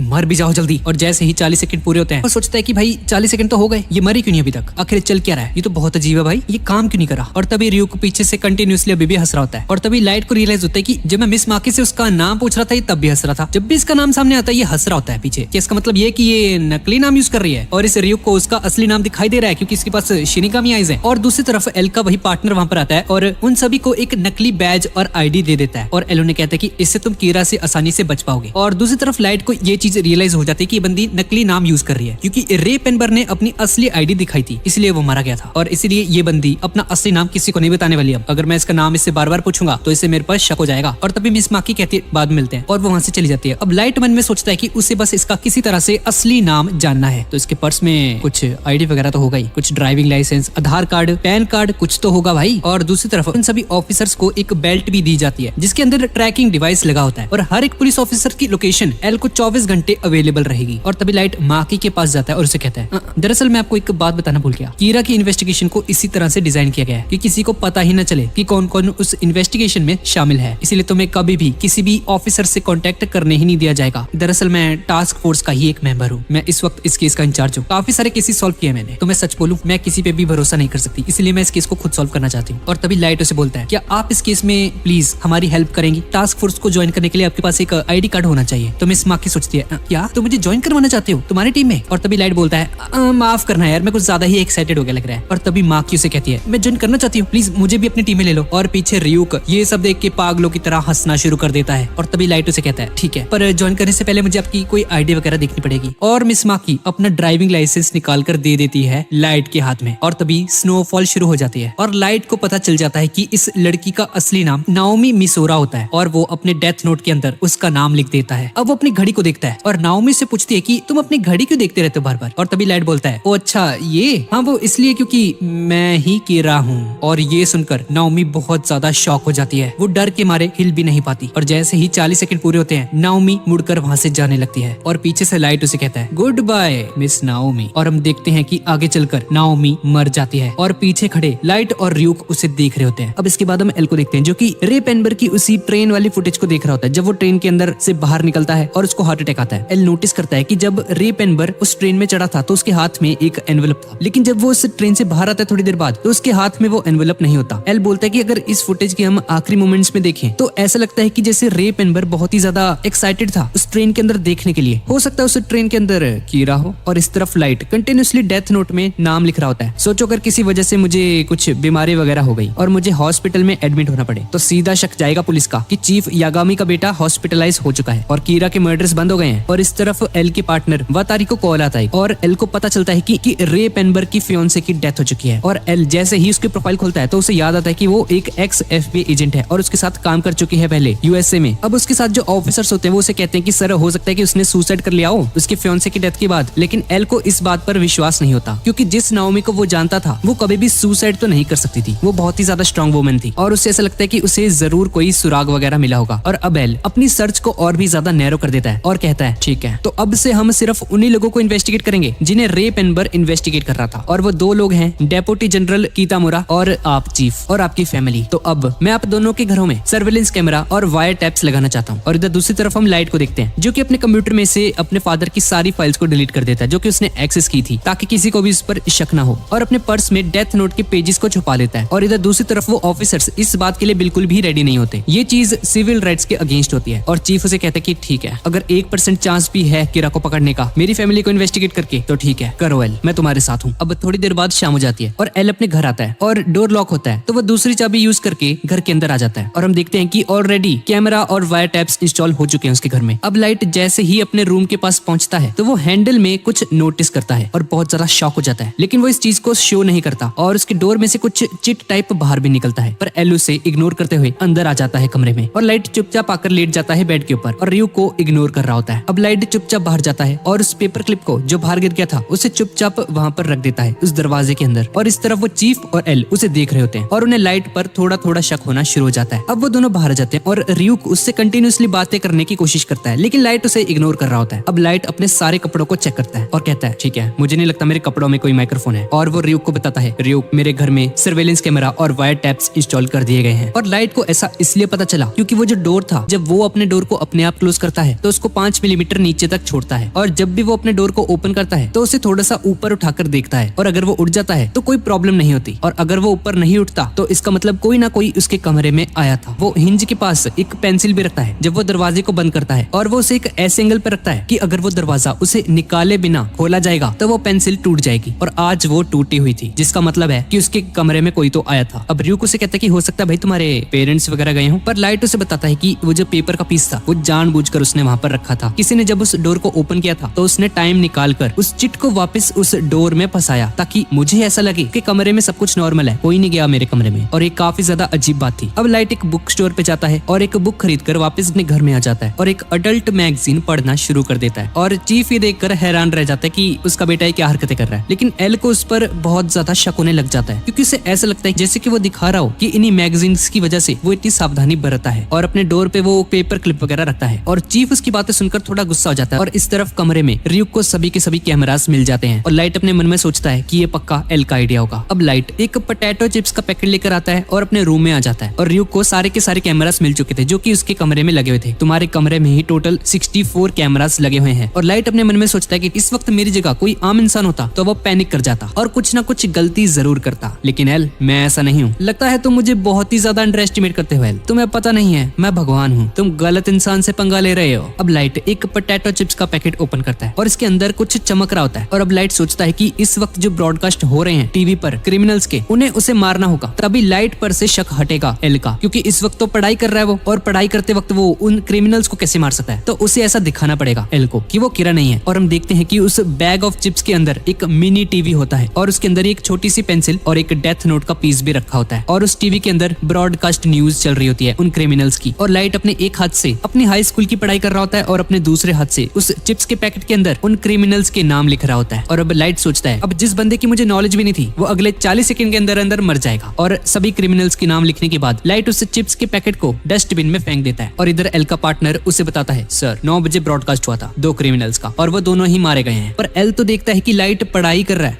कुछ तो गड़बड़ है। अब थोड़ी देर बाद शाम हो जाती है और सोचता है कि उसे जो भी क्रिमिनल्स दिखते हैं टीवी पर उन्हें उनका नाम याद रखना होगा और बाहर जाकर वो डेथ नोट को यूज करेगा। यही एक तरीका है सर्वेलेंस कैमरा से निपटने का। और रियोजाकी कहता है इस तरफ ठीक है चीफ, मुझे कोई भी सबूत वगैरह नहीं मिला है तो मैं आपके घर से वो कैमरा वगैरह हटा देता हूँ। और चीफ एक चैन की सांस लेता है। अब एल सोचता है कि अगर लाइट ही कीरा होता तो उसके चेहरे पर कुछ ना कुछ तो एक्सप्रेशंस आते इतने सारे क्रिमिनल्स को मार के, लेकिन इसके चेहरे पर बिल्कुल भी एक्सप्रेशंस नहीं है पैनिक के। तो अगर लाइट ही कीरा है तो उसकी साइकोलॉजिकल स्टेट इतनी ज्यादा हाई हो चुकी है कि वो एक भगवान की तरह बन चुका है। और इस तरफ रियूक लाइट के कमरे में चेक करता है कि उसके कमरे में अब एक भी कैमरा वगैरह नहीं है, सब कुछ हटा दिया गया है और उसे लगता है कि उसके ऊपर से शक हट चुका है। अब अगले दिन लाइट का एग्जाम होता है। जैसे ही वो एग्जाम लिखना शुरू करता है तो वहाँ पे जो इन्विजिलेटर होता है उनका वो पीछे एक लड़के को डांटता है और कहता है यू ठीक से बैठो, ये क्या कर रहे हो तुम। और जैसे ही लाइट पीछे मुड़कर देखता है तो वो देखता है कि एल वहाँ पर बैठा होता है और एल लाइट को देखता है। लाइट भी उसको पीछे मुड़कर देखता है। और कुछ दिन बाद लाइट एक सेरेमनी में आया होता है अपने स्कूल में और एक स्पीच होने वाली होती है वहाँ पर। और वहाँ का डायरेक्टर लाइट को बुलाता है स्टेज के ऊपर क्योंकि उसने एग्जाम में टॉप किया होता है। और वो डायरेक्टर एक और बंदे का नाम लेता है हिडेकी रायुका, और कोई नहीं बल्कि एल ही होता है। और लाइट देखता है कि ये तो वही लड़का है जो उस दिन पीछे बैठा था अजीब से तरीके से। इधर लाइट अपनी स्पीच देना शुरू कर देता है और बच्चे नोटिस करते हैं कि इन दोनों में जमीन आसमान का फर्क है। ये दोनों एक दूसरे के ऑपोजिट होते हैं। लाइट को देखकर लगता है कि ये तो कमाल का जीनियस बंदा है, एकदम जेंटलमैन। और दूसरी तरफ ये एल किसी पागल की तरह लगता है लेकिन है जीनियस। अब वो दोनों स्टेज से नीचे उतरते हैं। ये दोनों साथ में ही बैठे होते हैं और वो लाइट को कहता है कि उसे कुछ बताना है उसे। अच्छा भाई ठीक है बताओ फिर क्या बताना है तुम्हें। और तभी एल लाइट की तरफ मुड़ता है और उसे बताता है मैं एल हूँ। और एल उसे कीनली ऑब्जर्व करने लगता है उसके रिएक्शन के लिए। और लाइट अपने मन में सोचता है भाई साहब नहीं ये नहीं हो सकता, ये एल मेरे सामने आकर मुझे बताएगा कि एल है। नहीं मैं शॉक नहीं हो सकता, मुझे नॉर्मल बिहेव करना होगा। अब एल उसे बताता है कि वो उसके सामने इसलिए आया है क्योंकि उसे लगता है कि वो कीरा केस को सॉल्व करने में उसकी हेल्प कर सकता है। और लाइट सोचता है कि अगर वो उससे मिलते ही मारा गया तो सारा शक उस पर ही आएगा। और उसके नाम से ही पता चल जाता है कि ये नकली नाम यूज कर रहा है क्योंकि हिडेकी रायुका एक फेमस पॉप स्टार का नाम होता है जापान में। और अगर ये इसका असली नाम नहीं हुआ और इसने डेथ नोट से इसे मारने की कोशिश की तो हो सकता है कि वो फेमस पॉप सिंगर मारा जाए। इसलिए एल ने इस फेक नेम को चूज किया है। अब लाइट शांति से अपने घर जाता है और अपने रूम में जाकर दरवाजा लॉक कर लेता है और जोर से चिल्लाता है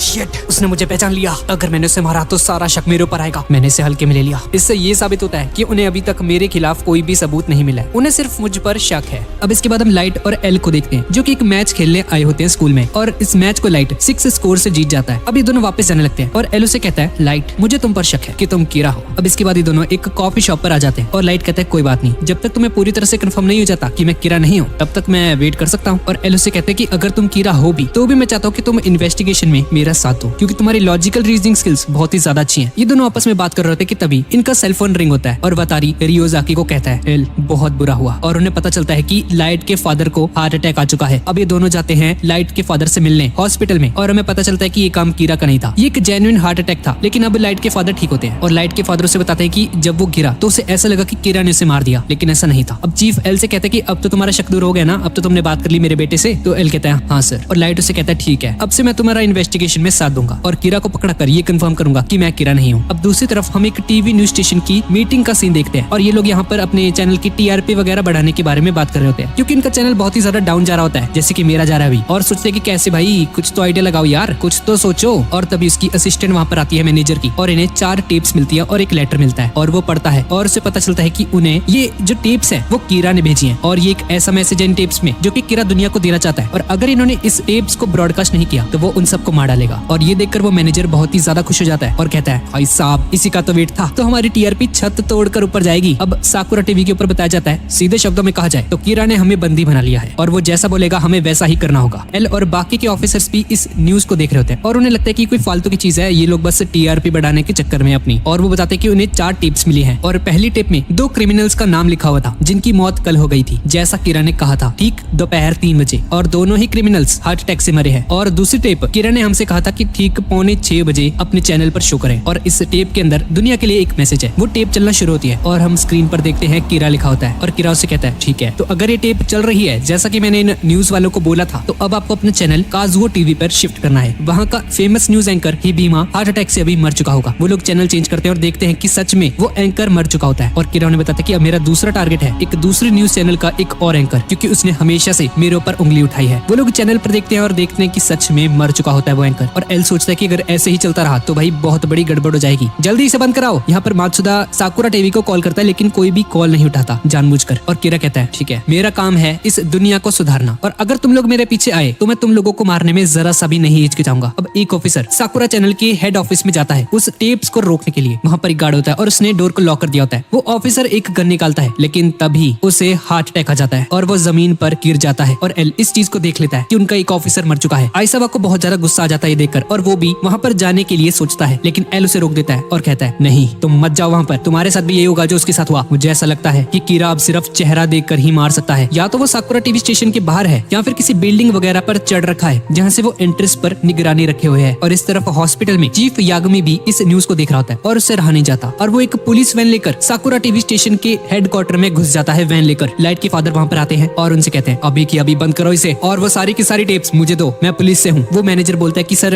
अगर हमने इसे बंद कर दिया तो किरा में मार देगा। लाइट के फादर कहते हैं अच्छा बेटे, अगर तुम मुझे वो नहीं देगा ना तो उससे पहले मैं तुझे मार दूंगा। अब वो मैनेजर बुरी तरह से डर जाता है और उन टेप्स को निकालकर लाइट के फादर को दे देता है। और तभी लाइट के फादर टीवी पर देखते हैं कि वो और जो बाकी पुलिस ऑफिसर्स होते हैं वहाँ पर जो एंट्रेंस में घुसने की कोशिश करते हैं वो भी मर जाते हैं हार्ट अटैक से। किरा ने उन्हें मार दिया होता है और वो एंट्रेंस पर नजर रखे हुए है। एल लाइट के फादर को कॉल करता है और उन्हें कहता है सर बस 5 मिनट वेट कीजिए, उसके बाद आप फ्रंट एंट्रेंस से ही बाहर आना। अब लाइट के फादर 5 मिनट होने के बाद एंट्रेंस की तरफ बढ़ने लगते हैं और हम देखते हैं कि वहाँ पर बहुत सारे पुलिस ऑफिसर्स होते हैं और उन्होंने एक शीट लगा रखी होती है और एक हेलमेट पहना होता है जिससे कि उनका चेहरा ना दिखे। और किसी तरह से बचते हुए लाइट के फादर एल के पास आ जाते हैं और उन सभी टेप्स को एल को दे देते हैं। और किरा कहता है ठीक है, तो लगता है पुलिस अब भी मुझसे लड़ना चाहती है। अब अगला मैं एनपीए के डायरेक्टर या फिर मैं एल की जान लूंगा जो कि इस पूरी इन्वेस्टिगेशन को चला रहा है। अब ये तुम लोग डिसाइड करोगे कि मुझे किसे मारना है। अब इस तरफ लाइट भी इस ब्रॉडकास्ट को देख रहा होता है और उसे पता चलता है कि ये एक और किरा है और वो किरा के काम से खुश है और उसकी सपोर्ट करता है। और साकुरा टीवी के बाहर जो हार्ट अटैक से डेथ हुई थी लोगों की, वो लाइट का काम नहीं था, वो किसी दूसरे किरा का काम था जो कि सिर्फ लोगों को देखने से ही उन्हें मार सकता है। और उसके पास शिनिगामी आइज हैं। और लाइट सोचता है कि ठीक है भाई, बढ़िया ही हो रहा है, अगर ऐसे चलता रहा तो ये लाइट को मार देगा थोड़े दिन में। लेकिन इसने इनोसेंट लोगों की जान ली है, इसने असली किरा की इमेज को खराब किया है और ये इसे बख्श नहीं सकता। और इस तरफ टास्क फोर्स के अंदर वो ऑफिसर एल से पूछते कि एक सेकंड किरा है, इसके चांसेस कितने हैं? एल कहता है 90% से भी ज्यादा। किरा मासूम लोगों को नहीं मारता, ये वाला थोड़ा अलग है। और एल लाइट के फादर से कहते हैं कि आप लाइट को भी यहाँ पर ले आइए, हमें उसकी हेल्प चाहिए। अब इसके बाद हम ताकीशीता स्ट्रीट को देखते हैं और हम एक नए शिनिगामी को देखते हैं। इसका नाम रैम होता है और हमें पता चलता है कि वो जो टेप्स थी वो इस लड़की ने भेजी होती है। इस लड़की का नाम मीसा है और ये सेकंड किरा है। और इस लड़की के पास शिनिगामी आइज हैं। जैसे कि लाइट के पास रियूक रहता है वैसे ही मीसा के साथ रैम रहती है। और इन आइज की मदद से वो किसी भी इंसान का नाम और किसी इंसान की कितनी जिंदगी बची है वो ये भी देख सकती है। लेकिन इसके बदले उसे अपनी आधी जिंदगी उस शिनिगामी को देनी होगी। मीसा एक सेलिब्रिटी होती है और उसके पेरेंट्स का मर्डर हो गया था और किरा यानी कि लाइट ने उन क्रिमिनल्स को मार डाला था, जिसकी वजह से मीसा के दिल में किरा के लिए बहुत ज्यादा रिस्पेक्ट होती है और वो उससे प्यार करने लगती है। और एक दिन मीसा किरा से मिलने आती है उसके घर पर और उसे मिलकर उसे बताती है कि वो उसकी बहुत ज्यादा रिस्पेक्ट करती है और वो उसके साथ मिलकर काम करना चाहती है। और लाइट उसका फेक बॉयफ्रेंड बन जाता है क्योंकि उसके पास से शिनिगामी आइज होती है और इसकी हेल्प से वो एल का असली नाम जान सकता है, इसलिए वो उसको यूज करने के बारे में सोचता है। और मीसा का जो शिनिगामी होता है वो लाइट को धमकी देता है कि अगर लाइट मीसा को जरा सा भी हार्म करेगा तो रैम लाइट को मार देगा। अब एल को मीसा मिलती है एक कॉलेज के दिन और मीसा एल का रियल नेम जान लेती है। लेकिन इससे पहले कि वो लाइट को एल का असली नाम बता पाती, मीसा को एल के ऑफिसर्स अरेस्ट कर लेते हैं क्योंकि उनको इस पर शक हो गया था। अब मीसा अरेस्ट होने के बाद रैम को उसे मार डालने के लिए कहती है और रैम मीसा से कहती है कि वो डेथ नोट की ओनरशिप को गिव अप कर दे, जिससे कि मीसा की डेथ नोट के रिगार्डिंग जो भी मेमोरीज थी वो गायब हो जाएंगी। अब रैम लाइट से मिलकर उसे कहता है कि अगर उसने रैम को जेल से नहीं निकाला तो वो लाइट को मार डालेगा, उसे उसकी हेल्प करनी होगी। अब लाइट एक प्लान बनाता है और खुद को सरेंडर कर देता है टास्क फोर्स को और उनसे कहता है शायद मैं किरा हूँ पर मुझे इस बात की अवेयरनेस नहीं है। और फ्लैशबैक में हम लोग देखते हैं कि सरेंडर होने से पहले किरा रियूक को बताता है कि जब लाइट जेल में होगा और एक कोड वर्ड बोलेगा तो उसका ये मतलब होगा कि लाइट अपने डेथ नोट की ओनरशिप को गिव अप कर रहा है। और अब जब लाइट जेल में होता है तो किसी भी क्रिमिनल की डेथ नहीं होती है। अब लाइट उसी कोड वर्ड को यूज करता है और अपनी डेथ नोट की ओनरशिप को गिव अप कर देता है और उसके माइंड से डेथ नोट की सारी मेमोरीज इरेज हो जाती हैं। अब लाइट 2 हफ्तों तक जेल में होता है और वो किसी को मार तो सकता ही नहीं था क्योंकि उसके पास डेथ नोट है ही नहीं इस वक्त। लेकिन उसके 2 हफ्ते तक जेल में रहने के बाद भी क्रिमिनल्स मरते रहते हैं। लाइट जेल में है फिर भी क्रिमिनल्स की मौत होती रहती है, जिससे एल को पता चलता है कि लाइट कीरा नहीं है और उसका शक उस पर बिल्कुल गलत था और वो लाइट और मीसा को रिलीज करने का ऑर्डर दे देता है। लेकिन उन्हें रिलीज करने से पहले एल मिस्टर यागामी के साथ मिलकर एक प्लान बनाता है, जिसके अकॉर्डिंग लाइट के फादर उन दोनों को ये कहकर एक जगह पर लेके जाएंगे कि लाइट और मीसा को एग्जीक्यूट करा जाने वाला है। लाइट के फादर उन दोनों को बताते हैं कि एल का ऑर्डर है तुम दोनों को शूट करने का, क्योंकि भले ही उनके पास कोई प्रूफ नहीं था उनके खिलाफ, लेकिन एल को अभी भी पूरा भरोसा है कि लाइट और मीसा कीरा है और लाइट को मारने के बाद वो खुद को भी मार लेगा। एल को लगा था कि अपनी जान बचाने के लिए वो कुछ ना कुछ तो करेंगे और मिस्टर यागामी को ही मार देंगे, लेकिन हम देखते हैं कि उसका ये प्लान भी फेल हो जाता है और लाइट और मीसा चीफ यागामी को नहीं मारते, क्योंकि वो ऐसा कर ही नहीं सकते थे, क्योंकि वो अपनी डेथ नोट की ओनरशिप को गिव अप कर चुके थे और वो एक नॉर्मल तरीके से रिएक्ट करते हैं। प्रेशर के अंदर आने पर भी वो डेथ नोट की पावर्स को यूज नहीं करते, लेकिन एल को अभी भी लाइट और मीसा के ऊपर शक रहता है, लेकिन बिना किसी सबूत के उसे लाइट और मीसा को रिलीज करना ही पड़ता है। और इधर दूसरी तरफ हम कुछ बिजनेसमैन को देखते हैं जो कि युत्सुबा नाम की एक कंपनी के ऑफिसर्स होते हैं। यहाँ पर एक मीटिंग चल रही होती है, तो सर इस हफ्ते किसे मरवाएं कीरा से, और इस तरफ ही सभी लोग एल की हेडक्वार्टर्स में शिफ्ट हो जाते हैं। लेकिन एल बिल्कुल भी खुश नहीं है, क्योंकि उसका शक लाइट पे था और लाइट तो कीरा नहीं निकला और उसे ऐसा लगता है कि कीरा की पावर्स किसी एक इंसान से हटकर दूसरे इंसान में जा सकती हैं। अब कुछ दिन बाद लाइट पता लगाता है कि एक कंपनी है तोइशुबा नाम की, जिसके स्टॉक्स बहुत ही ज्यादा ऊपर जा रहे हैं, क्योंकि कंपनीज के सीईओज की बहुत जल्दी मौत हो रही है वहाँ के, वो भी हार्ट अटैक से। और इस तरफ इसी कंपनी की मीटिंग चल रही थी और वो पूछ रहे होते हैं कि हाँ भाई और किसको मरवाना है कीरा से, और तभी उन्हें एक खबर मिलती है कि कीरा ने उन लोगों को धमकी दी है कि अगर पुलिस ने उसका पीछा नहीं छोड़ा तो कीरा पॉलिटिशियंस को भी मारना शुरू कर देगा, इसलिए अब पुलिस कुछ नहीं कर सकती और जिसको भी इस केस पर काम करना है उसे रिजाइन करना पड़ेगा पुलिस से और अपनी एक पर्सनल इन्वेस्टिगेशन कर सकता है वो। और चीफ यागामी और मात्सुदा पुलिस की जॉब छोड़ देते हैं, लेकिन आइजावा अपनी जॉब नहीं छोड़ सकता था क्योंकि उसने अपनी फैमिली को भी देखना है, तो वो वहाँ से चला जाता है। अब इन लोगों को पता करना होता है कि उस कंपनी में तोइशुबा नाम की उसमें से कौन कीरा है और उनमें से कौन बंदा है जो कि बाकी की कंपनीज के सीईओज को मार रहा है कीरा बन के। और इस काम के लिए मात्सुदा जो कि मीसा का मैनेजर है इस वक्त, उसे लगता है कि वो टीम के अभी तक कुछ भी काम का नहीं आया है, इसलिए वो हेडक्वार्टर्स में घुस जाता है तोइशुबा के सच का पता लगाने के लिए और भागते भागते मीटिंग रूम के पास पहुंच जाता है और कान लगाकर उनकी बातें सुनने लगता है और वो एक ऑफिशियल को बोलते हुए सुन लेता है, हाँ तो सर किसको मरवाना है अब कीरा से। और तभी दरवाजा खुलता है और मात्सुदा उन सभी के सामने गिर जाता है आकर। अब उसे कुछ समझ नहीं आता कि उसे क्या करना चाहिए और वो उन सभी को मीसा अमाने की फोटो दिखाता है और कहता है, अरे सर मैं मैनेजर हूं इसका और मैं आपके लिए एक बहुत अच्छी डील लेके आया हूँ। मिस अमाने आपकी कंपनी की ब्रांड एम्बेसडर बनना चाहती हैं। अब इन लोगों को इस पर शक हो जाता है कि इसने इनकी सारी बातें सुन ली हैं, इसलिए कंपनी वाले मीसा को भी वहाँ पर बुला लेते हैं कॉल करके, लेकिन तब भी इनका शक दूर नहीं होता और इन सभी को एक पार्टी पर इनवाइट करती है अपने घर पर और वहाँ पर बहुत सारी लड़कियां होती हैं और ये सभी लोग पार्टी करने लगते हैं उन्हें लड़कियों के साथ। अब मात्सुदा जल्दी से जाता है वॉशरूम में और मौके का फायदा उठाकर एल को कॉल करता है और उसे कहता है, भाई मेरी हेल्प कर भाई, मैं फंस गया यहाँ पे, कुछ तो कर भाई। और एल उसे कहता है, अबे ओ बेवकूफ, मरना पड़ेगा अब तेरे को, अब कुछ नहीं हो सकता। अब मात्सुदा नशे में लड़खड़ाते हुए बाहर निकलता है और बालकनी में जाके खड़ा हो जाता है और एक हैंड स्टैंड करने लगता है। सभी लोग डर रहे होते हैं, ओ भाई गिर जाएगा तू, ये क्या कर रहा है। और मात्सुदा गिर जाता है, लेकिन नीचे से मिस्टर यागामी उसे बचा लेते हैं, लेकिन उन सभी को लाश की गिरने की आवाज आती है और ये एक नकली लाश होती है और कुछ डॉक्टर्स आकर उस लाश को ले जाते हैं और वो सभी ऑफिशियल्स वहाँ से भाग जाते हैं ताकि उन पर कोई शक वगैरह ना हो। अगले दिन वो कंपनी वाले मीसा को फिर से बुलाते हैं और उससे पूछते हैं कि तुम कीरा को कैसे जानती हो, लेकिन इस वक्त मीसा को तो कुछ भी नहीं पता होता कीरा के बारे में। मीसा एक वॉशरूम में जाती है और तभी रैम एक डेथ नोट का पीस मीसा से टच करवाती है और उसके सामने आ जाती है और रैम को देखकर मीसा की बहुत ज्यादा हालत खराब हो जाती है। वो चिल्लाने की कोशिश करती है, लेकिन वो उसका मुंह कवर कर लेती है और उसे समझाती है, मीसा ये सब लाइट का ऑर्डर है,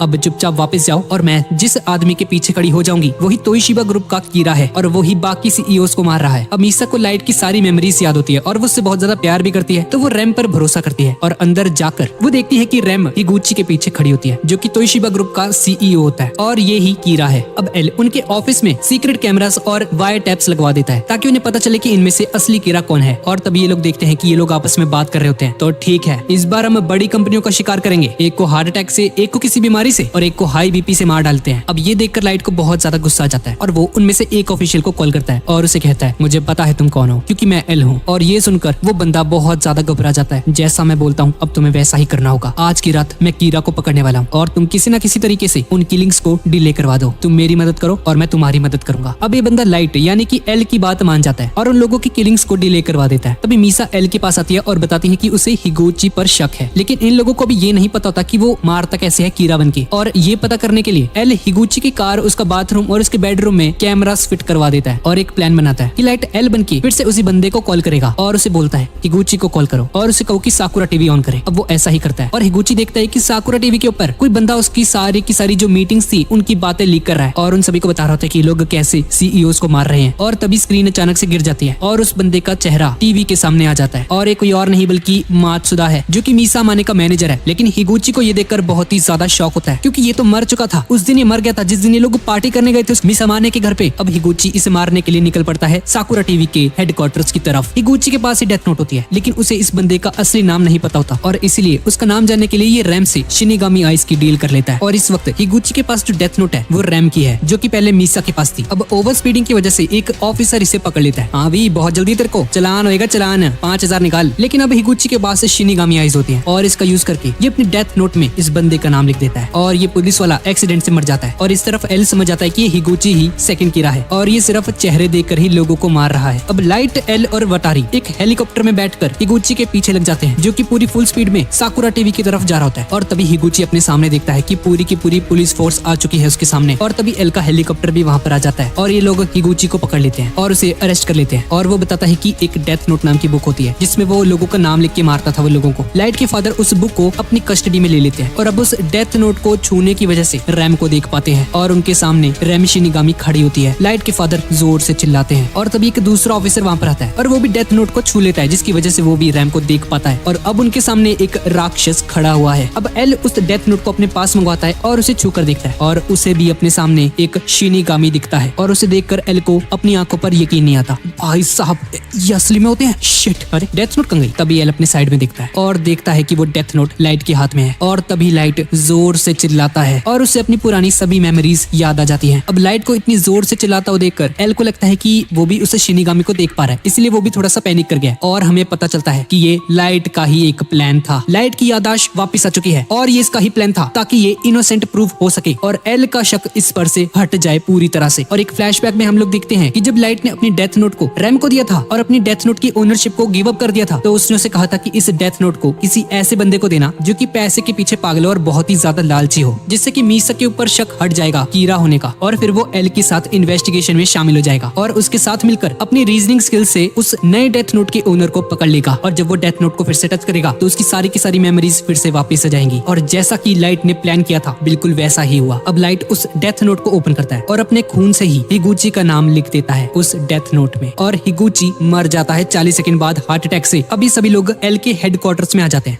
और रैम से पूछताछ कर रहे होते हैं और तब ये लोग कुछ रूल्स को पढ़ते हैं जो कि डेथ नोट में होते हैं और लास्ट में न्यू रूल्स भी दिखाई देते हैं जिसमें लिखा होता है कि अगर इस डेथ नोट को जला दिया जाए या फाड़ दिया जाए तो जो भी लोग इस डेथ नोट के कांटेक्ट में आते हैं वो सभी लोग मर जाएंगे। और हाँ, जो भी इस डेथ नोट का ओनर है उसे अपनी किलिंग को कंटिन्यू रखना होगा वरना वो भी 13 दिन बाद मर जाएगा। और क्योंकि मीसा और लाइट 50 दिनों तक उस प्रिजन के अंदर थे तो इस वजह से ये लोग इनोसेंट प्रूफ हो जाते हैं, क्योंकि अगर ये लोग ही कीरा होते तो ये लोग अभी तक मर चुके होते। और हमें पता चलता है कि ये सभी के सभी रूल्स लाइट ने ही लिखवाए होते हैं रियूक से, ताकि अगर वो लोग ये रूल्स को पढ़े इन फ्यूचर तो इससे लाइट और मीसा पूरी तरह से निर्दोष साबित हो जाएंगे। अब लाइट मीसा के पास जाता है और उसे कहता है कि वो अपनी डेथ नोट को खोद कर निकाले जमीन में से ताकि उसकी भी मेमोरीज वापस आ जाएं। और तभी उसे डेथ नोट के अंदर एक नोट दिखाई देता है जिसमें लिखा होता है कि वो एल को मार दे, जो कि उसका वही दोस्त है जिसे उसने पहले देखा था। लेकिन हमें पता चलता है कि ये एल का असली नाम भूल गई होती है। और अब रियूक भी अर्थ पे वापस आ जाता है और मीसा रियूक के साथ एक डील करती है शिनिगामी आइस की, ताकि वो एल के असली नाम को फिर से जान पाए। और इसकी लाइफ हाफ से भी हाफ हो चुकी है क्योंकि इसने दूसरी बार शिनिगामी आइस ली होती है। अब लाइट मीसा से मिलता है और उसे अपनी डेथ नोट से क्रिमिनल्स को मारने का ऑर्डर देता है, क्योंकि इस वक्त लाइट उस हेडक्वार्टर में होता है जहाँ पर एल होता है और उसे ऐसा ऑर्डर होता है कि वो इसे हेडक्वार्टर से बाहर नहीं जा सकता जब तक कीरा पकड़ा नहीं जाता। और तभी उन लोगों को फिर से किलिंग्स का पैटर्न दिखाई देता है और उन्हें पता चलता है कि कीरा फिर से वापस आ चुका है। और अब ये लोग बहुत ही ज्यादा कंफ्यूज हो चुके हैं क्योंकि अभी कुछ ही दिन पहले इन्होंने हिगुशी को मारा होता है जो कि कीरा था, तो अब ये दूसरा कीरा कहाँ से आ गया। और एल समझ जाता है कि एक और डेथ नोट है जो कि कीरा के पास है और एल का शक जाता है सीधा मीसा के ऊपर और रैम ये चीज समझ जाती है। और अब लाइट रैम से कहता है तो रैम मीसा को बचाने का एक ही तरीका है, एल का नाम अपनी डेथ नोट में लिख दो। लेकिन उसका नाम लिखने की वजह से रैम मर जाएगी क्योंकि ये शिनिगामीज जान लेते हैं बचाते नहीं, और अगर उसने मीसा की जान बचाने के लिए एल की जान ले ली तो इससे रैम मर जाएगी। अब एल डेथ नोट को यूज करने के बारे में सोचता है और यूजाक्यू से कहता है कि हम किसी ऐसे क्रिमिनल को इस डेथ नोट को देंगे जो कि 13 दिन में मरने वाला है। अगर वो बंदा 13 दिन के बाद भी जिंदा रहा तो उसे आम फांसी की सजा देकर मार देंगे, और अगर वो क्रिमिनल 13 दिन बाद नहीं मरता तो इसका सीधा सीधा मतलब ये है कि इस डेथ नोट का ओनर कोई और है और सीधा शक जाएगा लाइट और मीसा के ऊपर और तभी पावर ऑफ हो जाती है और रैम वतारी को मार देती है हार्ट अटैक से। और वतारी एक रेड बटन दबाता है जिससे कि पूरा का पूरा डेटा क्लियर हो जाता है उनके कंप्यूटर का और वो मर जाता है। और एलोन ने बताता है कि उसी ने वतारी को कहा था कि अगर उसे कुछ हो जाए तो वो सारे के सारे डेटा को डिलीट कर दे। और एलोन से पूछता है, एक मिनट, वो शिनिगामी कहाँ है? ढूंढो उसे, कहाँ है वो शिनी? और इस तरफ रैम एल का नाम लिख देती है उस डेथ नोट में और एल को हार्ट अटैक आ जाता है और एल चेयर से नीचे गिरने लगता है। लाइट एल को जमीन पर गिरने से पहले ही कैच कर लेता है और उससे पूछता है, एल, अरे एल क्या हुआ तुम्हें? और एल लाइट की आंखों में देखता है और एल देखता है कि लाइट उसे देखकर हंस रहा होता है और एल धीरे धीरे करके अपनी आंखें बंद कर लेता है। लाइट उन सभी को ऐसा दिखाता है कि उसे बहुत ज्यादा दुख हो रहा है एल की मौत का और कहता है, अरे उठो तुम, क्या हुआ तुम्हें? जल्दी उठो, अब हमारी बारी है। पहले वतारी, अब ये एल को भी मार दिया इसने, अब वो शिनिगामी जरूर हमें भी मार डालेगी। और ये सभी के सभी ऑफिसर्स बुरी तरह से डर जाते हैं लेकिन इन्हें कुछ नहीं होता। और लाइट कहता है, ओ शिनिगामी, कहाँ छुप के बैठी हो तुम? जल्दी बाहर आओ। अब लाइट सर्वर रूम में आता है और देखता है कि रैम की एशिस पड़ी होती है वहाँ पर जमीन पर और उसके ऊपर उसकी डेथ नोट भी पड़ी होती है जो कि लाइट अपने पास रख लेता है और उन सभी को बुलाता है, किसी को नहीं छोड़ूंगा, सबसे बता लूंगा। अब लाइट वहाँ से चला जाता है और बाहर आकर कहता है, मैं हूँ इस दुनिया का नया भगवान और अब एल भी मर चुका है, अब मुझे कोई नहीं रोक सकता एक नई दुनिया बनाने से। अब एल को मरे हुए 10 दिन हो चुके हैं और एल असली में कौन था और उसका असली नाम क्या था ये किसी को भी नहीं पता होता। और अब एल के मरने की वजह से लाइट का काम बहुत ही ज्यादा आसान हो चुका है और लाइट उन्हें बताता है कि उसने एक वॉइस फिल्टर बनाया है जो कि बिल्कुल वैसे ही काम करेगा जैसा रियोजाकी का करता था। और इस फिल्टर का यूज करके वो लोग पुलिस को ऐसा दिखाएंगे जैसे कि एल अभी भी जिंदा होता है और इसी वॉइस का यूज करके वो उन्हें ऑर्डर देगा। मात्सुदा लाइट को बोलता है कि वो एल की जगह ले ले। अब लाइट अपने मन में सोचता है, एल के बिना तो भाई बिल्कुल भी मजा नहीं आ रहा, सब कुछ इतना इजीली हो रहा है, क्या यार। एल की जगह लेने के लिए मान जाता है और उन सबसे कहते हैं कि उसे एक अलग रूम चाहिए काम करने के लिए और चीफ यागमी उसे एक अलग रूम दे देते हैं रेंट पर। और लाइट उन्हें कहते हैं कि हमें डेथ नोट को किसी ऐसी जगह पर छुपाना पड़ेगा जहाँ पर उसे कोई न ढूंढ पाए। अब इसके बाद लाइट मीसा के पास जाता है क्योंकि वो काफी दिन से उसे नहीं मिला होता। वो दोनों एक कॉफी शॉप में होते हैं और लाइट बहुत ही चुपचाप बैठा होता है, वो कुछ सोच रहा होता है अपने मन में। और मीसा उससे पूछती है कि क्या हुआ लाइट, तुम इतना चुप क्यों हो? और लाइट उसे बोलता है कि मीसा हमें एक साथ रहना शुरू कर देना चाहिए, मैंने पुलिस से कहकर एक रूम रेंट पर ले लिया है अलग से और हम लोग वहाँ पर बिल्कुल सेफ रहेंगे। और ये सुनकर मीसा बहुत ही ज्यादा खुश हो जाती है, ये अब मैं फाइनली तुम्हारे साथ रह सकती हूँ। अब थोड़ी देर बाद शाम हो जाती है और लाइट हेडक्वार्टर के टेरेस पर खड़ा होता है। रियूक लाइट से कहता है, अच्छा तो वो एल मर गया क्या? अब तो मजा नहीं आएगा भाई बिल्कुल भी, अब तो तुम बहुत ही आसानी से कर लोगे सब कुछ, अब तो बहुत बोरिंग होने वाला है। लाइट बोलता है, नहीं ऐसा नहीं है, अब मैं तुम्हें एक नए वर्ल्ड की क्रिएशन दिखाता हूँ।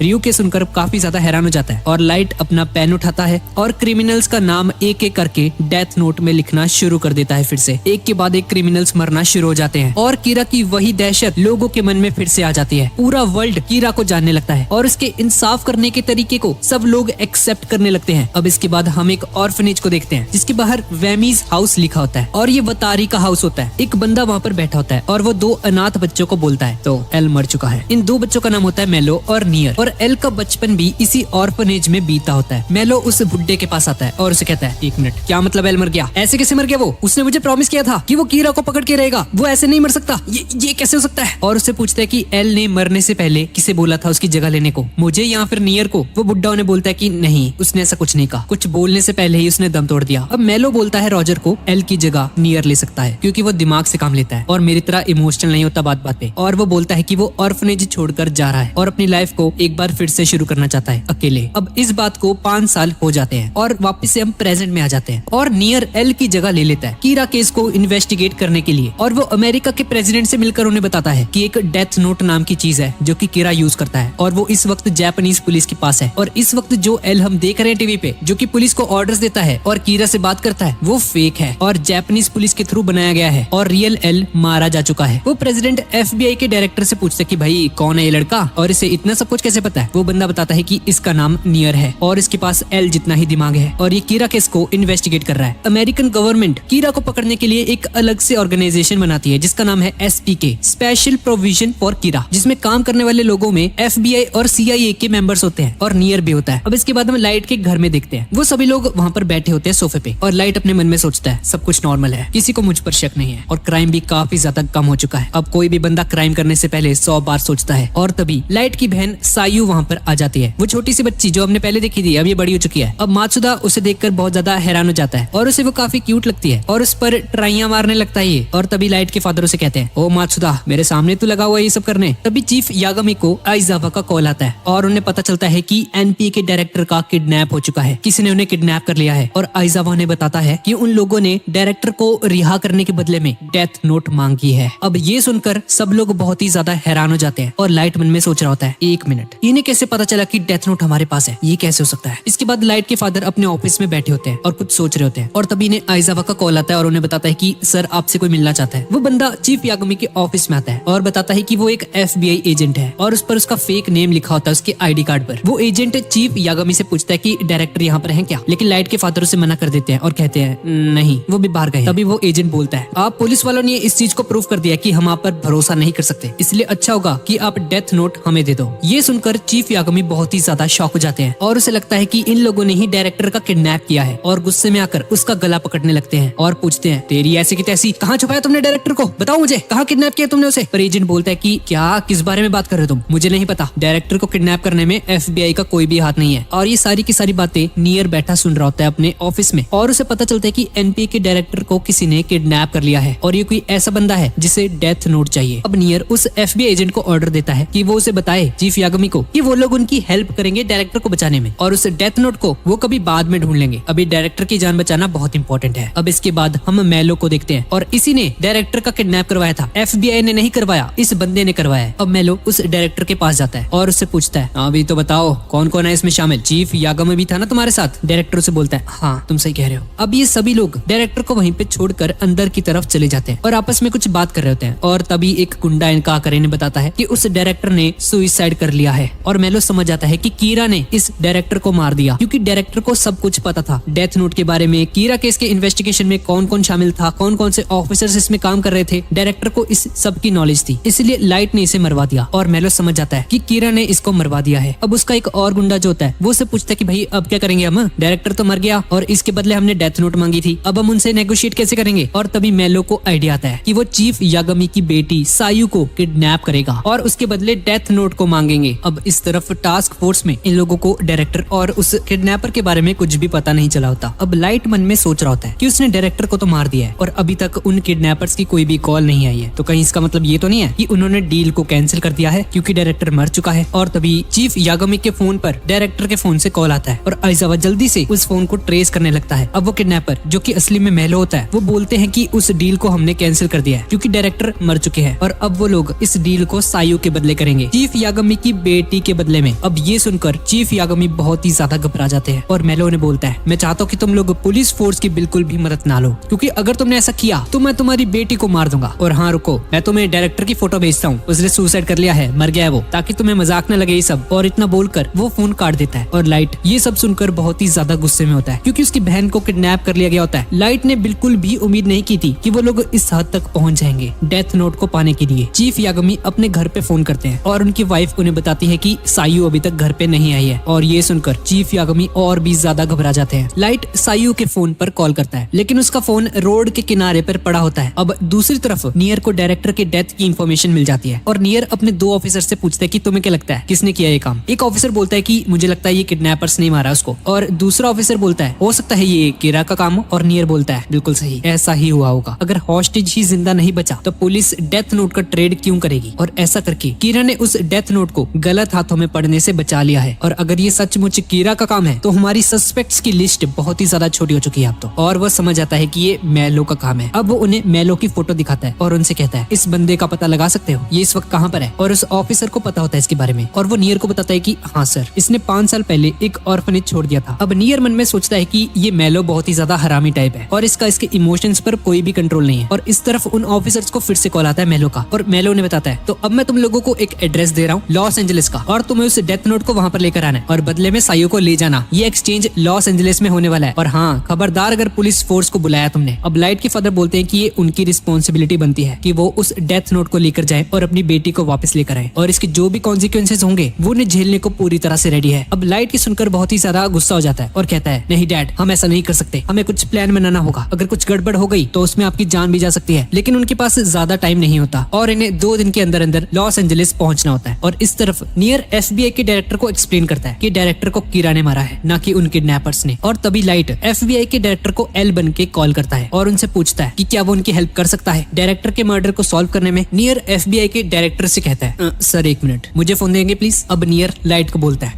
कैसे हो एल नंबर 2। ये सुनकर ही ज्यादा शॉक हो जाता है और बोलता है क्या मतलब है तुम्हारा एल नंबर 2 से, कौन बोल रहे हो तुम। नियर बोलता है अबे ओ ड्रामे मत कर, मैं SPK का मेंबर हूँ और मुझे तेरे बारे में सब कुछ पता है और उसके टॉप 7 मेंबर्स को ये बात पता है कि एल मर चुका है। अब लाइट सोच रहा होता है कि इन लोगों को कैसे पता चली ये बात कि ये लोग है कौन। और नियर उसे कहता है तो अब एल तो मर चुका है तो तुम मुझे एन बोल सकते हो। अब लाइट को इस बंदे से बात करके ऐसा लग रहा होता है जैसे कि वो अभी भी एल के साथ ही बात कर रहा होता है, लेकिन इस वक्त लाइट को सायू की जान बचानी होती है, इसलिए वो नियर से हेल्प मांगता है और उसे बताता है हाँ तो मिस्टर एन, डायरेक्टर की मौत के बाद चीफ यागमी की डॉटर सायू को किडनैप कर लिया गया है और उसे उन्हीं लोगों ने किडनैप किया है जिन्होंने डायरेक्टर को मारा है और उन लोगों ने लॉस एंजलिस में ट्रेड करने को बोला है। और नियर उसे बोलता है अच्छा तो क्या ट्रेड से तुम्हारा मतलब डेथ नोट से है क्या। लाइट बोलता है हाँ तुम्हें पता है ना सब कुछ, उन्होंने बदले में डेथ नोट मांगी है। नियर बोलता है तो ठीक है एल नंबर 2, मैं तुम्हारी हेल्प करूंगा, जितने हो सके उतने ऑफिसर्स लॉस एंजलिस में भेजता हूँ अपने, और साथ ही साथ पूरी सिटी को सैटेलाइट से मॉनिटर भी करेंगे। नियर बोलता है कि उन्हें लोगों की लाइफ की चिंता भी होनी चाहिए और इस वक्त वो डेथ नोट से ज्यादा सायू की जान बचाना ज्यादा इंपॉर्टेंट है। अब चीफ यागमी लाइट के पास आते हैं और उसे कहते हैं लाइट बच्चे, मुझे अपनी जान की कोई परवाह नहीं है, लेकिन प्लीज तुम सायू को बचा लो। लाइट बोलता है डैड ये कैसी बातें कर रहे हो आप, आपको कुछ नहीं होगा, चिंता मत कीजिए आप, मुझे नहीं पता मैं क्या करूंगा और ऐसा भी हो सकता है कि लॉस एंजलिस में जाकर हमारा आपसे कांटेक्ट टूट जाए, लेकिन फिर भी प्लीज मुझसे प्रॉमिस कीजिए कि आप अपने हिसाब से डिसीजंस लेंगे और सायू के साथ साथ अपनी जान भी बचाएंगे। अब लाइट अपने अपार्टमेंट में आता है, वही जो उसने रेंट पे लिया था, जहाँ पर मीसा भी होती है और मीसा को बोलता है कि हमें लॉस एंजलिस जाना होगा क्योंकि उसे इसकी शिनिगामी आइस की जरूरत भी पड़ सकती है। और मीसा लॉस एंजलिस के नाम पर बहुत ही ज्यादा खुश हो जाती है। अब इसके बाद लाइट मीसा के साथ मिलकर लॉस एंजलिस की तरफ निकल पड़ता है और उसे बाकी के जो ऑफिसर्स हैं उनसे पहले वहाँ पर पहुंचना होगा बाकी की प्रिपरेशंस करने के लिए, और वो उन बाकी सभी ऑफिसर्स को बाद में आने के लिए बोलता है। अब आइजावा को ऑर्डर मिलते हैं कि उसे चीफ यागमी के साथ जाना है और आइजावा एकदम मस्त हेयर कट वगैरह कर लेता है 200 रुपए वाला, ताकि कोई भी उसे पहचान न ले। अब चीफ यागमी लॉस एंजलिस की फाइट पकड़ने के लिए जाते हैं। वो नॉर्मली अपने चल रहे होते हैं कि तभी एक बंदा उनके पीछे आकर खड़ा हो जाता है। आइजावा ये देखकर लाइट को कॉल करता है सीधा और चीफ यागमी उस बंदे से पूछते हैं कि वो क्या उन किडनैपर्स में से एक है, और वो बंदा बोलता है तुम्हें फ्लाइट नंबर 69 में जाना है और मेरे पास तुम्हारे टिकट्स भी हैं, तो चिंता मत करो और चुपचाप चलते रहो। आइजावा लाइट से पूछता है एल भाई यहाँ पे एक बंदा आया है, यहाँ पर चीफ यागमी के ठीक पीछे खड़ा है, वो क्या करूँ मैं, इसको अरेस्ट कर लूँ क्या। लेकिन लाइट उसे बोलता है नहीं अभी तुम कोई भी स्टेप मत लो, बस उन लोगों पर नजर रखे रहो। और लाइट उसे पूछता है कि ये फ्लाइट कहाँ पर जा रही है जहाँ पर ये बंदा उन्हें लेके जा रहा है, और आइजावा उसे बताते हैं कि ये फ्लाइट भी लॉस एंजलिस जाने वाली है। अब चीफ यागमी एरोप्लेन के अंदर आकर बैठ जाता है और उसके साथ वो किडनैपर भी बैठा होता है। दरअसल ये एक दूसरी फ्लाइट होती है। अब उस फ्लाइट के पायलट को एयर ट्रैफिक कंट्रोल द्वारा बताया जाता है कि वो लोग गलत रूट पर जा रहे हैं, लेकिन पायलट बोलता है पता है मुझे, मैं जानबूझकर लेके जा रहा हूँ गलत रूट पर क्योंकि हमें एक पैसेंजर को कहीं और ड्रॉप करना है, चिंता मत करो ये कोई हाईजैकिंग नहीं है, लेकिन अगर तुम लोगों ने हायर अथॉरिटीज को कुछ भी बताया तो मैं इस प्लेन को क्रैश कर दूंगा। अब ये खबर न्यूज में भी आ जाती है और आइजावा लाइट को सारी इन्फॉर्मेशन देता है और बताता है कि वो लोग चीफ यागमी को कहीं और ड्रॉप कर रहे हैं। अब लाइट बहुत ही ज्यादा गुस्से में होता है और सोच रहा होता है कि उसने फ्लाइट में एंटर करने से पहले फ्लाइट के पायलट्स जिसमें चीफ यागमी जाने वाले थे पहले, उन पायलट्स के बारे में सारी इन्फॉर्मेशन इकट्ठी कर ली होती है और उसे उन दोनों पर शक नहीं हुआ था और वो समझ आता है कि उन किडनैपर्स ने पक्का इन पायलट्स को डरा धमका कर अपनी साइड कर लिया होगा और अब ये लोग चीफ यागमी को कहीं और लेकर जा रहे हैं। अब लाइट FBI के डायरेक्टर को कॉल करता है और उसे कहता है कि वो नियर से उसकी बात करवाए, और लाइट नियर से कहता है तो मिस्टर एन तुम्हें सारी इन्फॉर्मेशन तो मिली गई होगी फ्लाइट के रिगार्डिंग, मैं बस तुमसे इतना चाहता हूँ कि तुम हायर अथॉरिटीज को कॉल करके बोलो कि वो उस फ्लाइट पर कोई भी एक्शन ना ले क्योंकि उस फ्लाइट में चीफ यागमी है उसके फादर, और नियर इस बात के लिए मान जाता है। अब उस फ्लाइट के अंदर चीफ यागमी को कॉल आता है उसी मेलो का और मेलो से बोलता है हाँ तो मिस्टर यागमी, दरअसल मैंने आपसे सॉरी बोलने के लिए फोन किया था, मुझे आपकी या आपकी बेटे की कोई चिंता नहीं है, मुझे कोई फर्क नहीं पड़ता तुमसे, मुझे तो बस वो डेथ नोट चाहिए और तुम्हारे साथ जो स्ट्रेंजर बैठा हुआ है तुम्हें बस उसकी सारी बातों को मानना है, अगर तुम ऐसा करोगे तो किसी को कुछ नहीं होगा, ये मेरा प्रॉमिस है तुमसे। अब चीफ यागमी मन में सोच रहे होते हैं कि वो एक क्रिमिनल को अपनी बेटी के बदले में नोटबुक देने वाला है जिसे उसने पहले कभी देखा भी नहीं है, और हो सकता है कि ये बंदा उस डेथ नोट का बहुत ज्यादा मिसयूज करे, और वो बहुत ही ज्यादा कंफ्यूज हो रहे होते हैं कि उन्हें क्या करना चाहिए, क्या उस डेथ नोट को दे दे क्या उस स्ट्रेंजर के हाथ में या अपनी बेटी को मरने दे। अब वो फ्लाइट लैंड हो जाती है किसी डेजर्ट वगैरह के बीच में, एकदम रेगिस्तान टाइप कुछ होता है, और तभी एक बेसमेंट टाइप कुछ ओपन हो जाता है वहाँ पर, और मेलो चीफ यागमी को अंदर जाने के लिए बोलता है उस बेसमेंट के। नियर ये देखकर बहुत ही ज्यादा हैरान हो रहा होता है। अब लाइट मन में सोचता है कि पक्का उन किडनैपर्स ने इस चीज को पता लगा लिया होगा कि हम लोग उन्हें सैटेलाइट से मॉनिटर कर रहे होंगे, इसलिए उन्होंने अंडरग्राउंड कर दिया सब कुछ और ये बेसमेंट बना दिया। ये किडनैपर तो मेरी सोच से भी ज्यादा स्मार्ट निकला। अब चीफ यागमी उस बेसमेंट के अंदर आ जाते हैं और थोड़ी आगे चल चलकर वो साइयो को देखते हैं जो कि एक कांच के दरवाजे के अंदर कैद होती है और उसे देखकर चीफ यागमी जल्दी से उसके पास जाने लगते हैं, लेकिन तभी एक बंदा गोलियां चलाने लगता है उस पर और उन गोलियों की आवाज सुनकर चीफ यागमी और उसकी डॉटर बहुत ही ज्यादा डर जाते हैं। अब गोलियों की आवाज शांत होने के बाद वो दोनों अपने सामने एक बंदे को खड़ा हुआ देखते हैं और वो बंदा इन्हें बताता है, चिंता मत करो, ये ग्लास एकदम बुलेट प्रूफ है। इस डोर को इस तरह से बनाया गया है कि जब इस डोर को घुमाया जाएगा तो उसकी बेटी ऑटोमेटिकली उसके पास आ जाएगी और डेथ नोट मेरे पास। और हाँ, अगर तुमने कोई भी हरकत करी और अगर तुम इस ट्रेड के लिए मना कर देते हो अभी, तो मैं इस होल से तुम्हारी बेटी के ऊपर गोली चलाकर इसे अभी मार दूंगा। अब इसके बाद मेलो चीफ यागमी को ऑर्डर देता है कि वो उस डेथ नोट को खोलकर आधी नोटबुक को उस होल के अंदर डाले। चीफ यागमी बिल्कुल ऐसा ही करते हैं और इस तरफ लाइट ने 4 लैपटॉप खोले होते हैं, लेकिन फिर भी उसे कुछ भी पता नहीं चलता कि उस बेसमेंट के अंदर चल क्या रहा है। उसका सैटेलाइट वाला प्लान पूरी तरह से फ्लॉप हो जाता है और मन में सोचता है, शिट, मैं कुछ नहीं कर पा रहा यार, क्या है ये,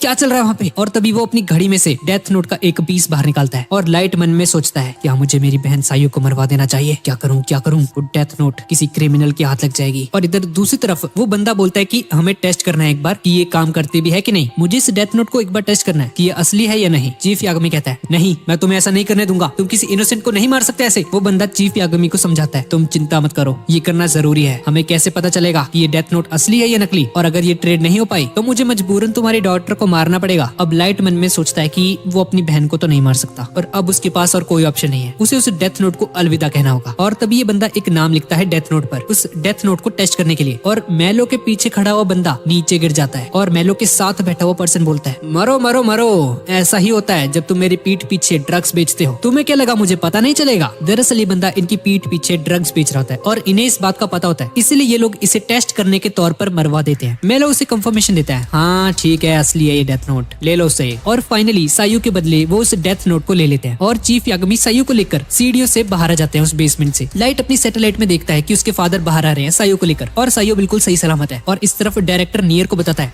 नियर, वो लोग एक हेलीकॉप्टर का यूज कर रहे हैं वहाँ से भागने के लिए। और तभी लाइट देखता है कि जमीन में से एक मिसाइल बाहर आती है और उसे देखकर लाइट की आंखें फटी की फटी रह जाती हैं। और अब लाइट पूरी तरह से कंफ्यूज हो जाता है कि वो डेथ नोट किस में है, उस हेलीकॉप्टर में या फिर इस मिसाइल में। और तभी मिसाइल को लॉन्च कर दिया जाता है और लाइट पूरी तरह से कंफ्यूज हो जाता है, उसे समझ में नहीं आ रहा होता कि डेथ नोट किस में है। और लाइट समझ जाता है किडनैपर कोई आम बंदा नहीं है, ये एल जितना ही स्मार्ट है। और उस हेलीकॉप्टर में बैठा वो बंदा मेलो को बताता है, ठीक है सर, जैसा आपने बोला था मैंने बिल्कुल वैसा ही किया। और तभी थोड़ा आगे चलकर वो पायलट उस हेलीकॉप्टर के साथ साथ खुद को भी ब्लास्ट कर देता है और लाइट समझ आता है कि वो डेथ नोट उस मिसाइल में थी, ना कि उस हेलीकॉप्टर में। लाइट को विश्वास नहीं होता कि किसी ने उसे हरा दिया है, हीरा को हरा दिया। ऐसा पहली बार था जब लाइट किसी से हार गया, आज तक एल भी लाइट को नहीं हरा पाया था, लेकिन ये बंदे एल से भी ज्यादा स्मार्ट निकले। और लाइट डिसअपॉइंटमेंट में अपनी चेयर के ऊपर बैठा होता है किसी लूजर की तरह। मीसा लाइट के लिए एक जूस का गिलास लेकर आती क्या हुआ, तुम बहुत टेंशन में लग रहे हो, लो जूस पी लो, तुम्हें थोड़ा अच्छा फील होगा। है, लेकिन लाइट हाथ मारकर उसे नीचे गिरा देता है। नियर अब मन में सोच रहा होता है कि तक तो मिसाइल लैंड हो चुकी होगी और मेलो को वो डेथ नोट मिल चुकी होगी और उसे पता है कि अब वो किसे मारने वाला है और इससे उसका मतलब खुद से होता है। और तभी FBI का डायरेक्टर नीचे गिर जाता है, उसे हार्ट अटैक आ जाता है। मेलो मुस्कुराते हुए उन सभी का नाम लिख देता है डेथ नोट के ऊपर और डायरेक्टर के साथ साथ उसके साथ के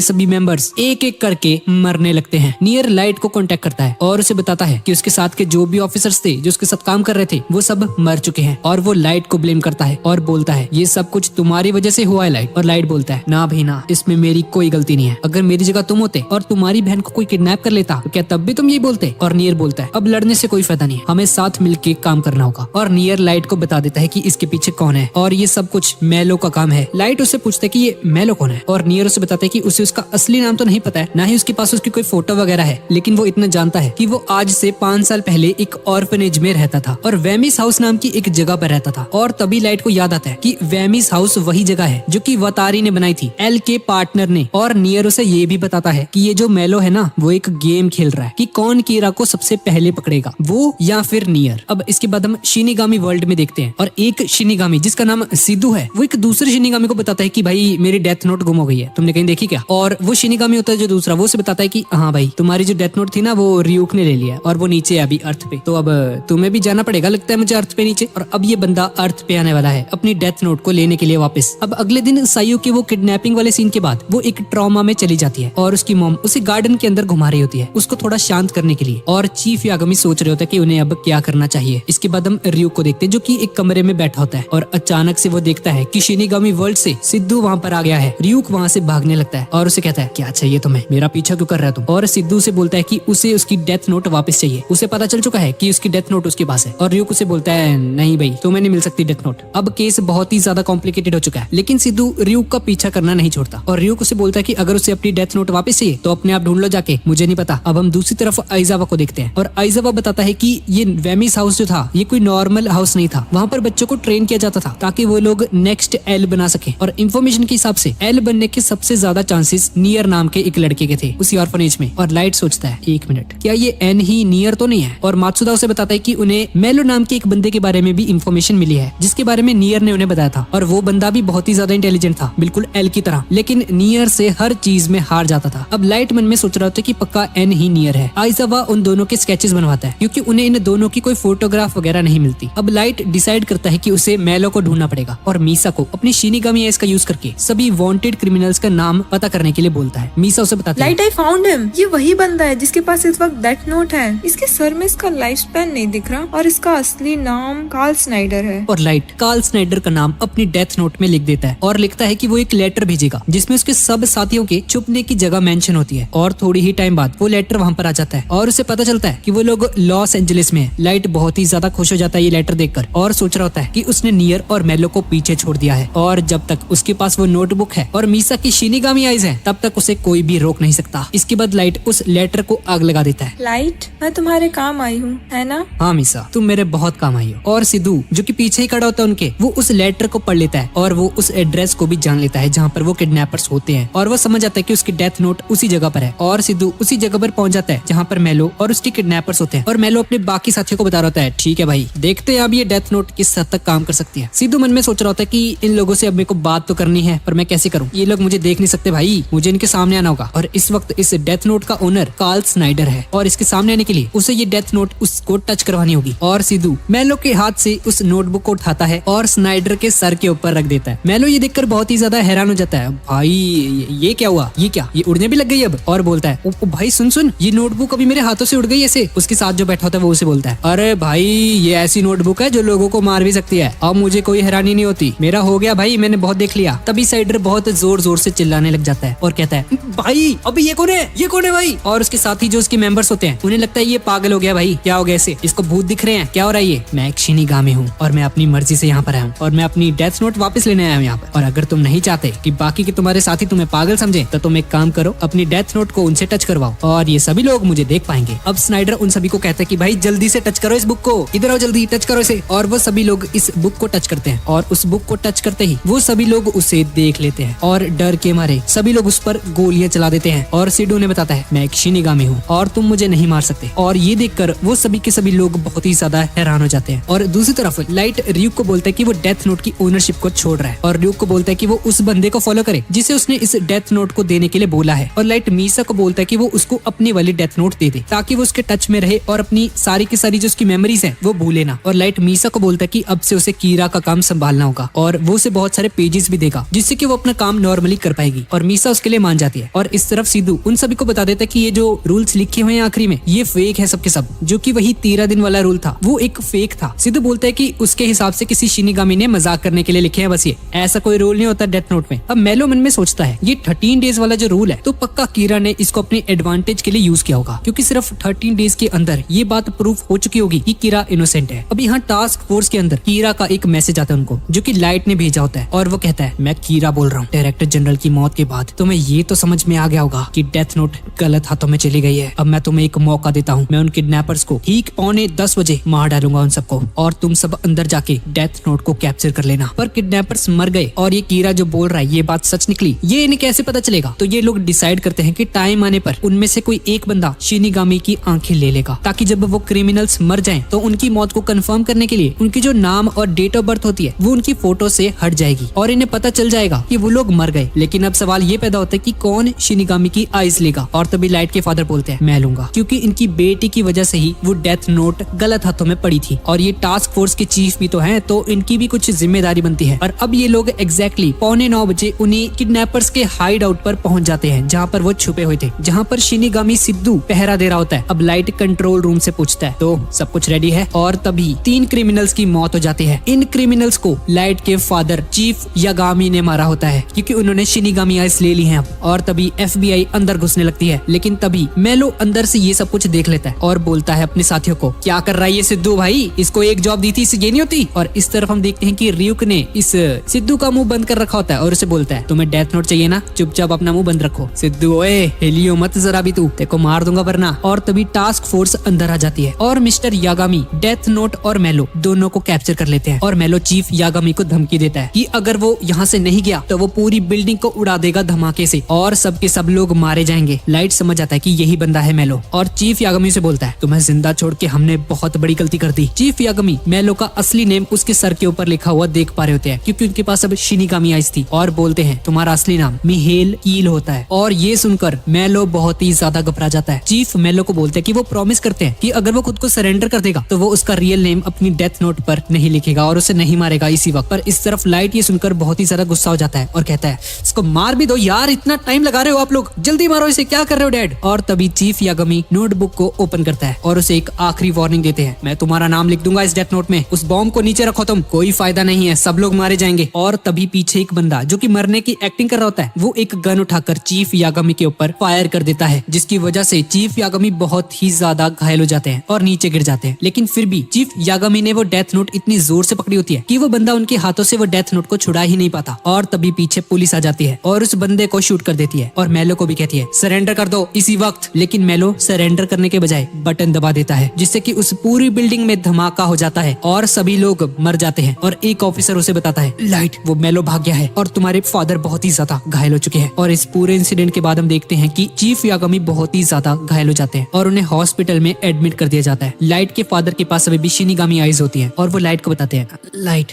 मैं तुम्हारे सर के ऊपर तुम्हारा लाइफ स्पेन देख पा रहा हूँ, मुझे बहुत खुशी है बेटे कि तुम कीरा नहीं हो, मुझे माफ करना, मैंने तुम पर शक किया। अब लाइट अपने मन में सोच रहा होता है कि उसे किसी तरह से अपने डैड को कहकर मेलो का असली नाम डेथ नोट में लिखवाना पड़ेगा। अभी भी देर नहीं हुई है। लाइट डेथ नोट को निकालता है और चीफ यागामी को मेलो का रियल नेम लिखने के लिए बोलता है और उन्हें एक पेन पकड़ा देता है, लेकिन चीफ के हाथों से वो पेन नीचे गिर जाता है और उनकी आंखें बंद हो जाती हैं और फाइनली चीफ यागामी की डेथ हो जाती है। लाइट को उनकी मौत पर बहुत ही ज्यादा दुख हो रहा था और इसके बाद वो सभी लोग बाहर आ जाते हैं और वो सभी लोग उस डेथ नोट को छूते हैं, जिसकी वजह से वो शिनिगामी सिद्धू को देख पाते हैं। और लाइट सिद्धू को बोलता है कि उसे कीरा केस को सॉल्व करने के लिए एक ही डेथ नोट की जरूरत है और वो अपनी नोटबुक वापस लेकर जा सकता है, उसे कोई प्रॉब्लम नहीं है। और सिद्धू अपनी डेथ नोट लेकर वहाँ से चला जाता है और रियुक लाइट से कहता है, चलो एक चीज तो अच्छी हुई, कम से कम तुम्हारे फादर को मरते वक्त भी लगा कि तुम इनोसेंट थे, वो एक शांति भरी मौत मरे। और अब डेथ नोट वापस आ जाने की वजह से लोगों के अंदर कीरा का कहर फिर से बढ़ने लगता है। अब लोग क्राइम करने से बहुत ही ज्यादा डरने लगे हैं और कीरा बन चुका है इंसाफ पूरी दुनिया में। और तभी एक दिन यूएसए के प्रेसिडेंट मैकडोनाल्ड ट्रंप टीवी पर लाइव आते हैं और मन की बात करते हैं और कहते हैं, पिछले कुछ दिनों से क्राइम रेट बहुत ही ज्यादा नीचे गिरा है और हमें कीरा के वेज पसंद आए, इसलिए अब यूएसए ने डिसाइड किया है कि वो कीरा का पीछा नहीं करेगी और हम कीरा को और उसके तरीकों को एक्सेप्ट करते हैं। और ये सुनकर लाइट एक्टिंग करता है, अबे हट कितने डरपोक है ये लोग। लेकिन मन में लाइट बहुत ही ज्यादा खुश हो रहा होता है, मैंने कर दिखाया।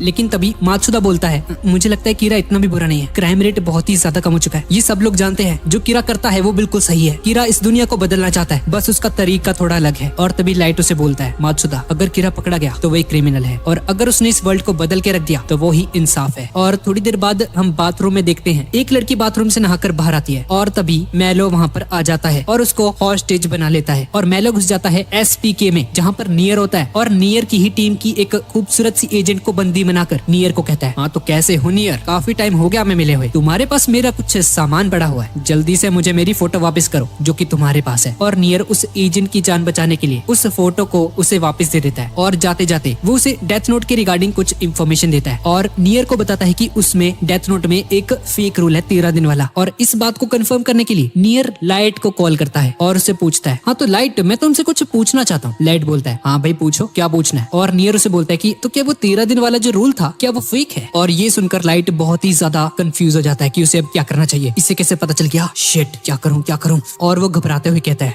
वो 13 डेज वाला रूल बिल्कुल सच है। और एन समझ जाता है कि कीरा उसी रूम में है और शिनिगामी से झूठ बुलवा रहा है। और ये सुनकर लाइट शॉक हो जाता है और पीछे बैठे आइजावा को लाइट पर शक हो जाता है, क्योंकि अगर वो 13 डेज वाला रूल फेक है तो वो समझ जाता है कि लाइट को जब उन्होंने कस्टडी में रखा था वो तो बिल्कुल पॉइंटलेस है भाई, उसको कोई मतलब ही नहीं रह गया फिर तो, क्योंकि वो रूल तो फेक है ना। उस रूल में लिखा था कि अगर कोई बंदा 13 दिन तक किलिंग नहीं करता कंटिन्यू तो वो मर जाएगा, लेकिन लाइट तो 50 दिनों तक था वहाँ पे, पर वो रूल फेक था जिसकी वजह से उसकी मौत नहीं हुई थी 50 दिन तक बिना नाम लिखे हुए भी। लेकिन आइजावा कहता है ठीक है, अगर हम 1 सेकंड के लिए मान भी लेते कि बात सच है, तो चीफ यागामी ने मरते वक्त कंफर्म कर दिया था ना कि लाइट के सिर पे उन्हें उसका डेट ऑफ बर्थ और उसका नाम दिख रहा है, जिसका सीधा सीधा मतलब ये है कि वो कीरा नहीं हो सकता। और अब लाइट समझ आता है कि एन को उस पर शक हो चुका है, लेकिन उनके पास अभी इस वक्त कोई भी सबूत नहीं है लाइट के खिलाफ, और अब उसे जल्द से जल्द नियर का कुछ करना पड़ेगा। और इसीलिए लाइट नियर से घबराकर अमेरिका के प्रेसिडेंट मैकडोनाल्ड ट्रंप को कॉल करता है और बोलता है मैं कीरा बोल रहा हूँ और मैं चाहता हूँ कि आप जल्द से जल्द एसपी के नाम की एक ऑर्गेनाइजेशन है उसे जल्द से जल्द खत्म कर दीजिए, क्योंकि ये लोग कीरा के काम में एक रुकावट बन चुके हैं और जब तक ये जिंदा रहेंगी मैं अपना काम ठीक से नहीं कर पाऊंगा। अब वही मैनेजर जो हमने स्टार्टिंग में देखा था पहले पार्ट में, वो कीरा के कुछ सपोर्टर्स को इकट्ठा करता है और एसपीके की बिल्डिंग को तोड़कर अंदर घुसने लगता है। दरअसल मैकडोनाल्ड ट्रंप ने ही इसे ऑर्डर दिए होते हैं ऐसा करने के लिए। लाइट ये सब कुछ देख रहा होता है और खुश हो रहा होता है और सोच रहा होता है ठीक है अब मैंने हरा दिया इस नियर को, अब बच के दिखा तू बेटे, मेरे पे शक करेगा हैं। और इस तरफ मेलो भी देख रहा होता है एसपीके की बिल्डिंग को जलता हुआ जिसमें नियर होता है, और कीरा के सपोर्ट में हजारों लाखों लोग एसपीके की बिल्डिंग पर अटैक कर देते हैं। और वो मैनेजर हेलीकॉप्टर में बैठा हुआ उन सभी लोगों को ऑर्डर्स दे रहा होता है मार दो, सभी को मार दो, कोई भी जिंदा नहीं बचना चाहिए, और उन सभी लोगों को कैमरा के पास लाकर खड़ा कर दो ताकि कीरा उन्हें मार पाए। और इस तरफ मीसा डेथ नोट लेकर तैयार बैठी जैसे ही उसे टीवी पर एसपीके के मेंबर्स दिखाई दे वो उन्हें मार दे। अब इस तरफ लाइट बहुत ही ज्यादा खुश हो रहा होता है और नियर को बोलता है एन मुझे लगता है तुम्हें जल्द से जल्द यहाँ से निकल जाना चाहिए। और तभी एन लाइट को कीरा कहकर बुलाता है और ये सुनकर लाइट बहुत ही ज्यादा हैरान हो जाता है और कहता है क्या तुम मुझे अभी भी कीरा मानते हो? और नियर से कहता है हाँ मुझे तुम पर शक है, क्योंकि कीरा के खिलाफ तो लाखों ऑर्गेनाइजेशंस बन चुकी हैं आज तक, लेकिन कीरा ने सिर्फ एसपीके को क्यों टारगेट किया भाई? और वो भी तब जब मैंने तुम पर शक करना शुरू कर दिया। दाल में कुछ तो काला है। और लाइट नियर को कहता है क्या बकवास कर रहे हो तुम बिना सोचे समझे कुछ भी बोल रहे हो। और नियर हर एक अपने ऑफिसर को वार्न करता है कि लाइट ही कीरा है, और आइजावा भी अपने मन में सोचता है कि लाइट कीरा हो सकता है। आइजावा को लाइट पर बहुत ही ज्यादा शक होने लग जाता है क्योंकि एल ने भी पहले लाइट को ही सस्पेक्ट माना था कीरा होने का। और तभी नियर का एक ऑफिसर आकर उसे कहता है क्या भाई बैठे क्या तुम खिलौनों के साथ खेल रहे हो, चलो यहाँ से निकलो जल्दी, बंदे आने वाले हैं यहाँ पे बहुत सारे। और नियर बोलता है अब हम एल की लेगेसी और एंटी कीरा के जो सपोर्टर्स थे उनका यूज करेंगे। और तभी हम देखते हैं कि एसपीके की बिल्डिंग से बहुत सारे पैसे गिरना शुरू हो जाते हैं और कीरा के सपोर्टर्स इतने सारे पैसे देखकर पागल हो जाते हैं। और इस तरफ लाइट भी बैठा बैठा ये सब कुछ देख रहा होता है और जैसा कि एन ने सोचा होता है बिल्कुल वैसा ही होता है। लोग उन पैसों के लिए लड़ना शुरू कर देते हैं और भूल ही जाते हैं कि वो लोग यहाँ पर एसपीके के जो मेंबर्स थे उनको पकड़ने आए थे। लाइट को ये सब देखकर बहुत ही ज्यादा गुस्सा आ रहा होता है और वो समझ जाता है कि ये नियर की एक चाल थी। और इस तरफ मीसा को भी बहुत ज्यादा गुस्सा आ रहा होता है। लाइट न्यूज देखता है और वो न्यूज में देखता है कि इस सिचुएशन को कंट्रोल करने के लिए पुलिस वहाँ पर आ चुकी है। और इस तरफ नियर और उसके बाकी के जो ऑफिसर्स होते हैं वो लोग पुलिस की ड्रेस पहन लेते हैं। और नियर बोलता है एक ही मौका है हमारे पास शिद्दत से करना। और लाइट को समझ आ जाता है कि इस नियर का प्लान है पुलिस के साथ मिलकर ब्लेंड होकर वहाँ से बाहर आना, और वो कुछ नहीं कर पाएगा। और अगर वो आइजावा और उसके बाकी ऑफिसर्स को नियर पर निगरानी रखने के लिए बोलेगा तो वो और भी ज्यादा सस्पिशन में आ जाएगा और इन लोगों को इस पर बहुत ज्यादा शक होने लग जाएगा। अब न्यूज में देखते हैं कि पुलिस बिल्डिंग से बाहर आ जाती है। इन पुलिस वालों में से कोई एक होगा वो, लेकिन कौन है मुझे कैसे पता चलेगा कौन है वो? लेकिन उसके देखते ही देखते सभी पुलिस वाले वहाँ से बाहर आ जाते हैं और लाइट को नहीं पता चलता कि नियर और उसके साथी कौन थे। और लाइट कुछ नहीं कर पाता उसे रोकने के लिए। लाइट अपने कंप्यूटर के पास बैठा होता है और तभी उसे नियर की कॉल आती है और नियर उसे बताता है हाँ भाई लाइट कैसे हो? हाँ मैंने ये बताने के लिए फोन किया, हम बिल्कुल सही सलामत है। और लाइट उसे बोलता है हाँ बहुत अच्छा प्लान था तुम्हारा, मुझे खुशी है तुम लोग सेफ हो। और नियर अपने मन में सोचता है तो मुझे लगता है कि अभी तक उनको भी शक हो गया होगा कि टास्क फोर्स में ही कोई कीरा बैठा हुआ है, क्योंकि उन पर इतने ज्यादा परफेक्ट टाइम पर हमला किया गया कि पूरा का पूरा शक लाइट पर जाता है। और उन्हें अब इस बात पर यकीन करना ही होगा कि उनमें से कोई एक बंदा ही कीरा है। अब आइजावा अपने घर में बैठा होता है और सोच रहा होता है कि वो चीफ यागामी की वजह से लाइट को सस्पेक्ट नहीं करना चाहता, लेकिन लाइट के कीरा होने के बहुत ज्यादा चांसेस हैं। अब क्वार्टर्स में लाइट को छोड़कर बाकी सभी लोग सो रहे होते हैं और लाइट अपने मन में सोच रहा होता है कि अगर उसके ऑफिसर्स में से किसी ने भी नियर को कांटेक्ट किया तो उसे क्या करना चाहिए, बस कुछ ऐसा ना हो जाए कि सिचुएशन मेरे हाथ से ही निकल जाए। अब लाइट मीसा को एक इमरजेंसी सिग्नल भेजता है और मीसा लाइट की भेजी हुई वो फाइल खोलती है और उसमें लिखा होता है मीसा मैं चाहता हूँ कि तुम एक हैप्पी लाइफ जियो और हमेशा खुश रहना, तुम मुझे बहुत ही अच्छी लगती हो। ये लाइट को क्या हो गया? ये मुझे ऐसे मैसेजेस क्यों भेज रहा है? अब दूसरी तरफ आइजावा नियर को कांटेक्ट करता है और नियर को बताता है कि वो टास्क फोर्स से है और तुमसे पहले एल ने 2 सस्पेक्ट्स को कीरा के रूप में रखा था कस्टडी में, जो कि थे लाइट और मीसा। लेकिन वो दोनों ही उस 13 डेज वाले रूल की वजह से बच गए थे। लेकिन मुझे लगता है कि सिर्फ इस बेस पर ये बात क्लियर नहीं होती कि वो कीरा नहीं थे, क्योंकि वो रूल तो फेक था। और हाँ, एक और बात, एल ने चीफ यागमी को एक्ट करने के लिए बोला था कि वो लाइट और मीसा को ऐसा बोले कि वो लोग प्रूफ हो चुके हैं, सेकंड कीरा और फर्स्ट कीरा, और इन दोनों को एग्जीक्यूट कर दिया जाएगा। और उन्होंने उसके ऊपर गन भी रख दी थी, और अगर ये दोनों कीरा और सेकंड कीरा होते तो चीफ यागमी को वहीं पर मार देते। लेकिन ऐसा नहीं हुआ। अब नियर मन में सोच रहा होता है ये कीरा बहुत ज्यादा चालाक है, क्योंकि उसने पहले कस्टडी में आकर अपनी इनोसेंस को प्रूव कर दिया। और नियर आइजावा से पूछता है कि एक बात बताओ, कि लाइट ने खुद आकर ही बोला था कि उसे कस्टडी में रखा जाए? और आइजावा उसे बताता है हाँ तुम सही कह रहे हो, लाइट खुद आया था हमारे पास चलकर और उसने बोला था कि वो ही कीरा है। और नियर समझ आता है कि लाइट ही कीरा है। अब इसके बाद हम आइजावा को देखते हैं और वो लाइट को बता देता है कि उसने नियर को कांटेक्ट किया था और उसने सब कुछ बता दिया उसे। और लाइट बोलता है अच्छा किया तुमने। अब इन सभी को शक हो जाता है कि हो सकता है ये मीसा से किलिंग करवाता हो लाइट यहाँ पर है लेकिन मीसा कहाँ पर है, और इन लोगों को मीसा पर शक हो जाता है। और अब ये ऑफिसर्स मीसा के घर में जाते हैं उसकी तलाशी लेने के लिए। और इस तरफ लाइट मन में सोच रहा होता है जितना मर्जी ढूंढ लो,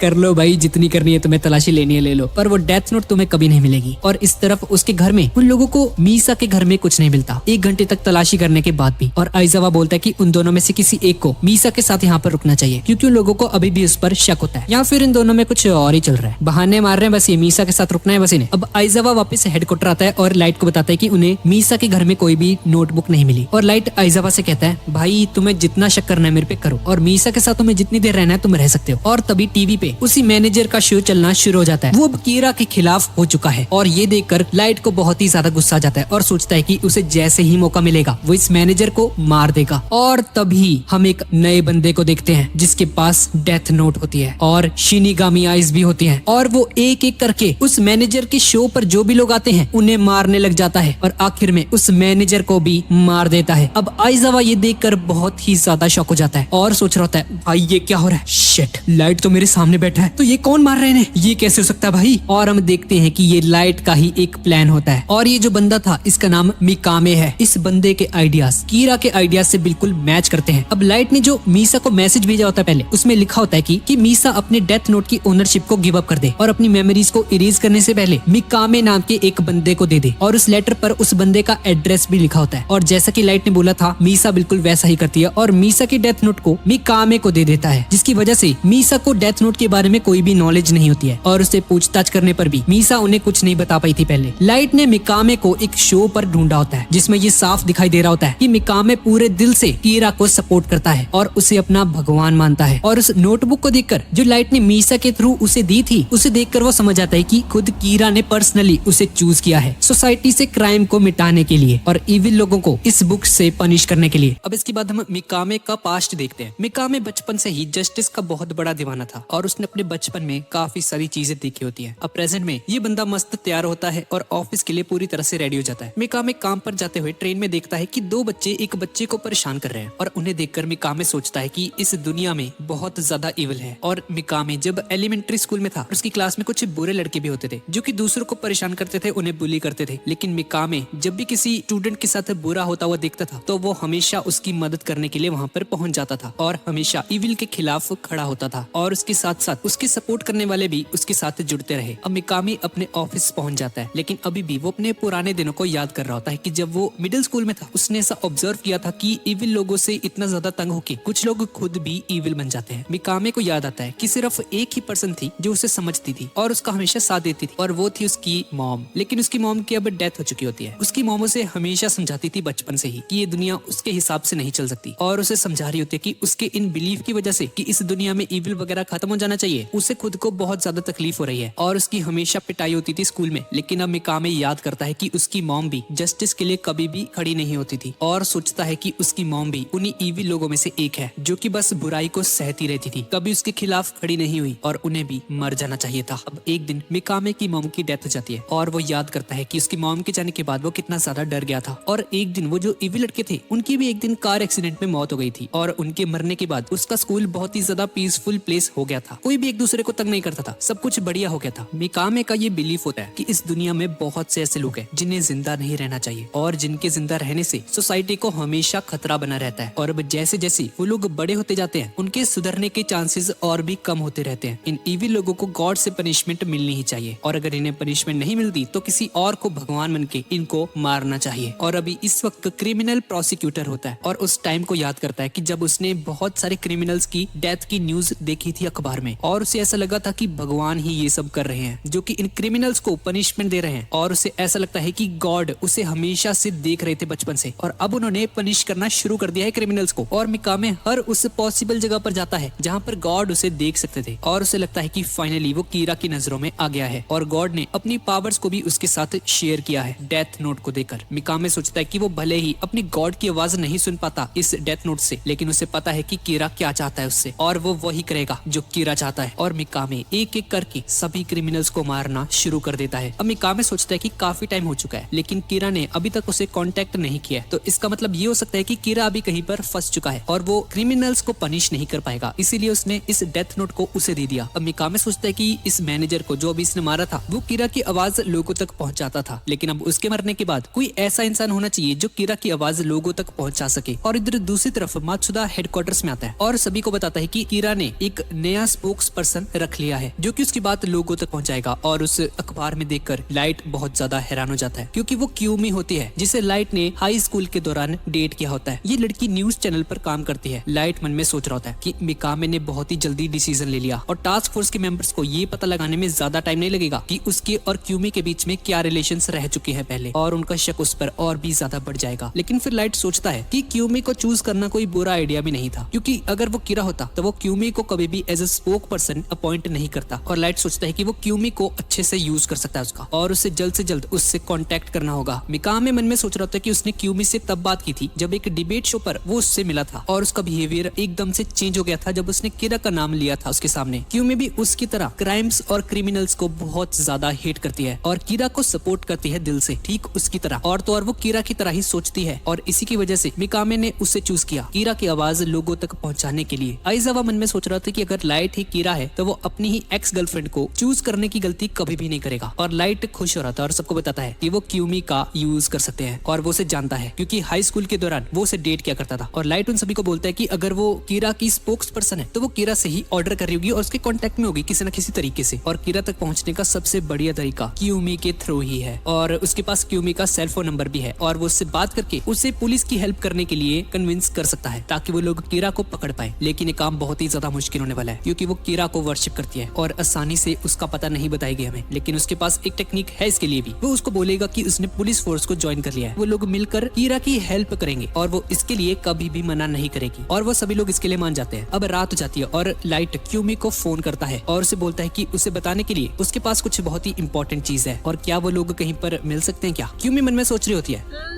पुलिस तो कीरा की साइड है, ठीक है। लाइट उसे थैंक्स बोलता है और वो उसे बोलता है कि वो बस इतना चाहता है कि वो कहीं बैठकर उसकी बात सुन ले पूरी। और क्यूमी से बोलते कि मैं करूंगी तुम्हारी हेल्प, ठीक है लाइट, आज रात ब्रॉडकास्ट खत्म होने के बाद मैं तुमसे मिलूंगी। और लाइट इसके लिए मान जाता है। अब इसके बाद हम मिकामे को देखते हैं और वो सोच रहा होता है कि इतना टाइम हो गया, कीरा ने मुझसे कांटेक्ट क्यों नहीं किया। शायद कीरा किसी सिचुएशन में फंसा हुआ है इस वक्त और अगर उसने उससे कांटेक्ट नहीं किया तो अभी तक उसने क्यूमी के साथ कांटेक्ट तो कर ही लिया होगा। मिकामे न्यूज लगाता है और क्यूमी उसमें बोलती है कि उसके पास एक न्यूज है जो कि डायरेक्टली कीरा की तरफ से आई है और कीरा इस वर्ल्ड का नया लॉ है और कीरा उन लोगों को नहीं छोड़ेगा जो कि इस दुनिया के लिए एक खतरा है। लेकिन कीरा अब से उन लोगों को भी माफ नहीं करेगा जो कुछ काम नहीं करते हैं, वेले हैं। अब एक बंदा जो कि इस न्यूज को देख रहा होता है वो सोचता है कि अच्छा भाई अब ये आलसी लोगों को भी मारने लग गया, ये तो काफी बुरा है। लाइट पास से ही गुजर रहा होता है और न्यूज देखता है और मन में सोच रहा होता है कि मिकामे ने ये बहुत बड़ी गलती कर दी, उस पागल को ऐसा डिसीजन नहीं लेना चाहिए था। मैं सिर्फ क्रिमिनल्स को मारता हूँ, आम लोगों को नहीं। क्या कर रहा है ये बंदा। अब सारे के सारे मिलकर लाइट और क्यूमी की मीटिंग्स की प्लानिंग कर रहे होते हैं और मात्सुदा पूरे रूम में वायर्स और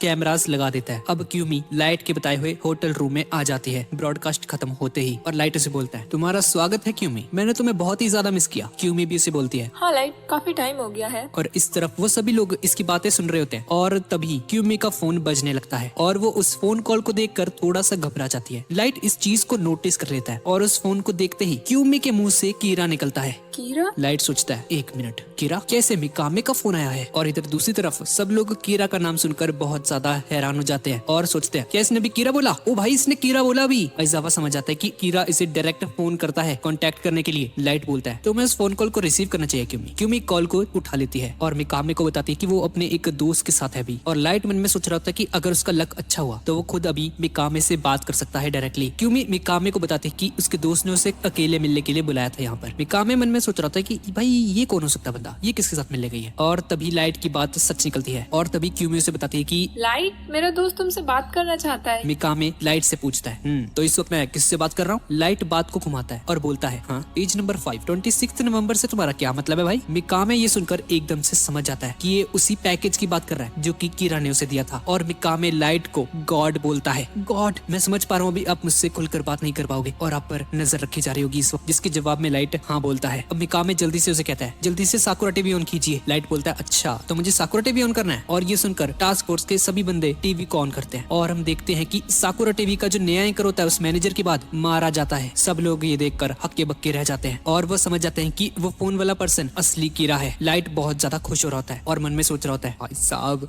ये मिकामे तो मेरी उम्मीद से भी ज्यादा अच्छा निकला। लाइट लिखकर उन सभी टास्क फोर्स को दिखाता है कि कीरा उसे कह रहा है कि सभी के सभी कैमराज और वायर टैप्स को अभी बंद कर दिया जाए क्योंकि वो उससे प्राइवेट में कुछ बात करना चाहता है। अब इन लोगों के पास कोई चॉइस नहीं होती क्योंकि कीरा इनसे बात करना चाहता है डायरेक्टली और ये इस मौके को नहीं गवा सकते थे। और आइजावा सभी के सभी बग्स और वायर टैप्स को हटा देता है। क्यूमी लाइट से बोलती है लाइट, मुझे कुछ समझ नहीं आ रहा, ये सब क्या चल रहा है? और लाइट उसे बोलता है क्यूमी, मैं कीरा हूँ। और ये सुनकर क्यूमी बहुत ही ज्यादा शॉक हो जाती है। लाइट मिकामे को फोन पर इंस्ट्रक्शंस दे रहा होता है कि वो कभी भी क्यूमी के बारे में कोई पूछताछ वगैरह नहीं करेगा और जैसा चल रहा है वैसा चलने दो। और मिकामे इस बात के लिए मान जाता है। लाइट क्यूमी को बताता है कि वो ही असली कीरा है और जो पर्सन उसके साथ अभी फोन पर बात कर रहा था वो उसका एक फॉलोअर है जिसके साथ उसने अपनी पावर्स को शेयर किया है। क्यूमी ये जानकर बहुत ही ज्यादा खुश हो जाती है कि लाइट ही असली कीरा है और क्यूमी लाइट को बोलती है लाइट, तुम ही कीरा हो, ये जानकर मुझे बहुत खुशी हो रही है। लाइट क्यूमी को कहता है कि क्यूमी तुम मुझे ज्वाइन कर लो और तुम इस दुनिया की नई गॉडेस बन जाओगी। अब मीटिंग खत्म होने के बाद लाइट टास्क फोर्स के मेंबर्स को कॉल करता है और वो लोग लाइट से पूछते हैं हाँ लाइट, क्या तुम ठीक हो? लाइट बोलता है हाँ मैं ठीक हूँ और क्यूमी के साथ मेरी मीटिंग बहुत अच्छी रही। और लाइट उन सभी को बताता है कि वो अब से ऐसे प्रिटेंड करेगा जैसे कि वो क्यूमी को डेट कर रहा होता है और इसी तरीके से वो लोग अब कीरा को ढूंढ पाएंगे क्यूमी का यूज करके। अब दूसरी तरफ हमें नियर को दिखाया जाता है और कीरा केस को सॉल्व करने के बारे में ही सोच रहा होता है और अब वो कहता है कि अब मुझे जापान जाना होगा और फाइनली नियर जापान आ जाता है। अब दूसरी तरफ मात्सुदा बताता है कि कुछ ऑर्गेनाइजेशंस मीसा को साइन करवाना चाहते हैं और LDE नाम की एक कंपनी है जो कि मीसा को साइन करवाना चाहती है अपनी स्पॉन्सरशिप के लिए और अब इसके थ्रू वो उस बिल्डिंग में जा सकते हैं जहाँ पर मीसा होती है। अब लाइट मोगी को कहता है कि वो वहाँ पर मीसा का मैनेजर बन के जाएगा क्योंकि उन्हें एक पर्सन तो ऐसा चाहिए जो कि NHN के हेडक्वार्टर्स में बिना किसी दिक्कत के आ जा सके और तब तक वो क्यूमी को इन्वेस्टिगेट कर सकते हैं। तभी नियर का कॉल आता है और बोलता है मुझे लाइट से बात करनी है। नियर लाइट को बताता है हाँ तो लाइट, मैं फाइनली कीरा को पकड़ने के लिए जापान में आ गया हूँ। लाइट मन में सोच रहा होता है कि ये सब चीजें ये मुझे क्यों बता रहा है भाई, पक्का इसके पास कोई प्लान है। नियर लाइट को बोलता है कि वो इस बात पर पूरी तरह से श्योर है कि उसने अभी तक इन्वेस्टिगेशन के लिए क्यूमी को कांटेक्ट तो कर ही लिया होगा। और ये सुनकर सभी लोग बहुत ज्यादा शॉक हो जाते हैं और लाइट नियर को बोलता है हाँ तुम सही कह रहे हो, मैं इस वक्त खुद क्यूमी को इन्वेस्टिगेट कर रहा हूँ। और नियर बोलता है हाँ मुझे पता ही था, कीरा को पकड़ना है तो तुम्हें क्यूमी पर तो नजर रखनी ही होगी और साथ ही साथ NHN के हेडक्वार्टर्स में भी। नियर लाइट को बोलता है कि वो उसका एक मैसेज है वो उसे क्यूमी को पास करे। नियर लाइट को कहता है कि वो क्यूमी को ये बताए कि SPK के कुछ मेंबर्स कीरा को पकड़ने के लिए जापान में आ चुके हैं। लाइट की सुनकर थोड़ा हैरान हो जाता है और नियर से पूछता है क्या, क्यों भाई, ऐसा क्यों? और नियर बोलता है कि इससे शायद से कीरा खुद बाहर निकलकर उनके सामने आ जाएगा और उसे मारने की कोशिश करेगा और वो कीरा को उसी की गेम में हरा देगा। और ये बोलकर नियर फोन काट देता है। अब लाइट मन में सोच रहा होता है कि उसकी स्टार्टिंग से ही लड़ाई एल के साथ थी, लेकिन जब एल अब मर चुका है उसके बाद भी ये बैटल खत्म नहीं हुई है बल्कि ये नियर के पास शिफ्ट हो गई है। तंग कर रखा है इस बंदे ने मुझे। और नियर बाकी SPK के मेंबर्स के साथ बैठकर कीरा केस को इन्वेस्टिगेट कर रहा होता है और सोचता है कि अगर लाइट ही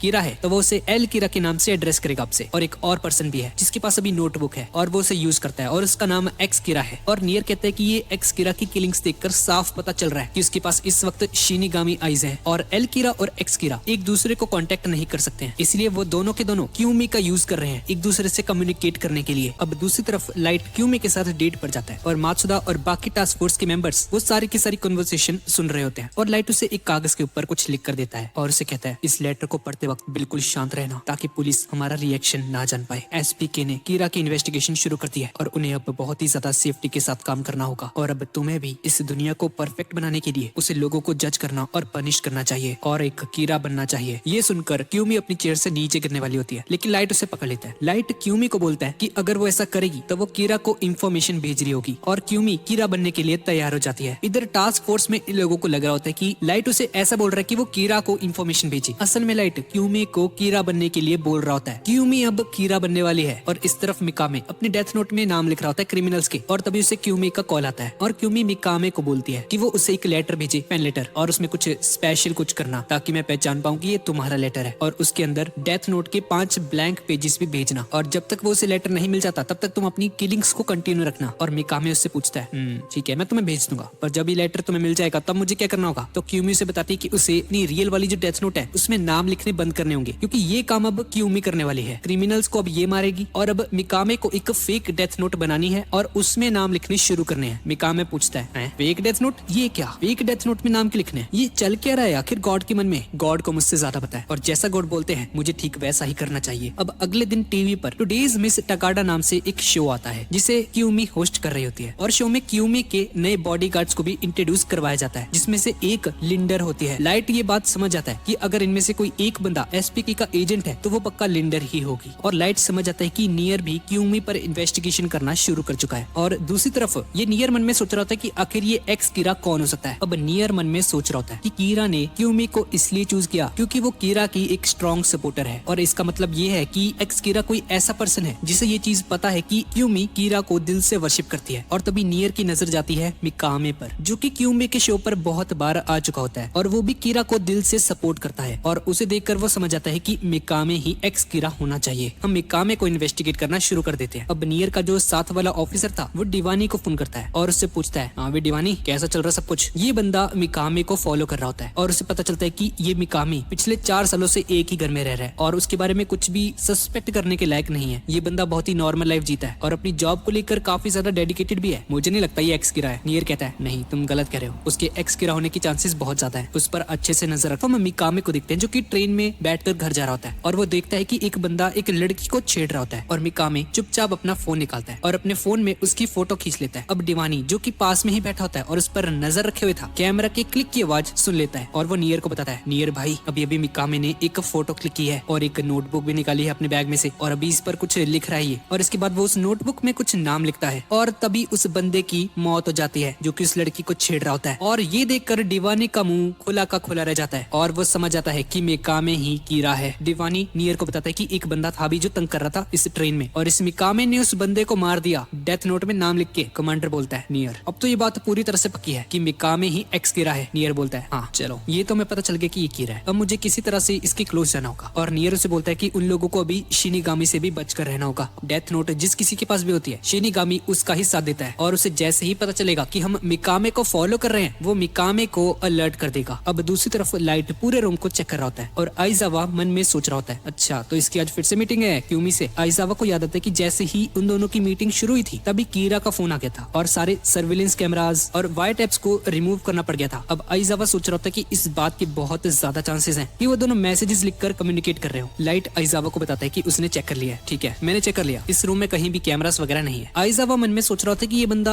ये कैमरास को लेकर बहुत ज्यादा केयरफुल है, कुछ ना कुछ गड़बड़ तो जरूर है भाई। अब आइजावा एक कील का पीस नोटबुक के लास्ट पेज के ऊपर रख देता है और मन में सोच रहा होता है ठीक है यही एक तरीका है ये जानने का कि लाइट और क्यूमी एक दूसरे को मैसेजेस में बात तो नहीं कर रहे। अब मीटिंग शुरू हो जाती है। अब लाइट एक लेटर लिखकर क्यूमी को बताता है कि मिकामे से पहले मीसा डेथ नोट में नाम लिखकर लोगों को मारा करती थी और उसके पास भी पहले कीरा वाली ही पावर्स थी और उसे पता चल गया था मेरे बारे में कि मैं कीरा हूँ और इसी वजह से मुझे उस बेवकूफ लड़की को अपना पार्टनर बनाना पड़ा था। और इस तरफ आइजावा लाइट और क्यूमी की कन्वर्सेशन पर नजर रखे हुए था। लाइट लेटर में क्यूमी को बोलता है कि वो इस लेटर को बोल कर पढ़े और क्यूमी बिल्कुल ऐसा ही करती है और लेटर में लिखा होता है कि वो उसके साथ अपनी एक खुश जिंदगी बिताना चाहती है और ये तभी पॉसिबल होगा अगर कीरा उसकी लाइफ में ना हो। क्यूमी आगे बोलती है हाँ लाइट तुम एकदम सही कह रहे हो, अगर हम दोनों का एक हैप्पी लाइफ जीनी है तो उसके लिए कीरा को अरेस्ट होना ही पड़ेगा। लाइट बोलता है कि अगर वो कीरा को पकड़वाना चाहते हैं तो उसे क्यूमी की हेल्प चाहिए रहेगी क्योंकि वो खुद पूरी पुलिस फोर्स के खिलाफ जाएगा और उसे कीरा के खिलाफ काम करना होगा। तो क्या वो ऐसा कर पाएगी? क्यूमी लेटर को पढ़ती है और बोलती है ठीक है लाइट मैं इसके लिए तैयार हूँ। और इस तरफ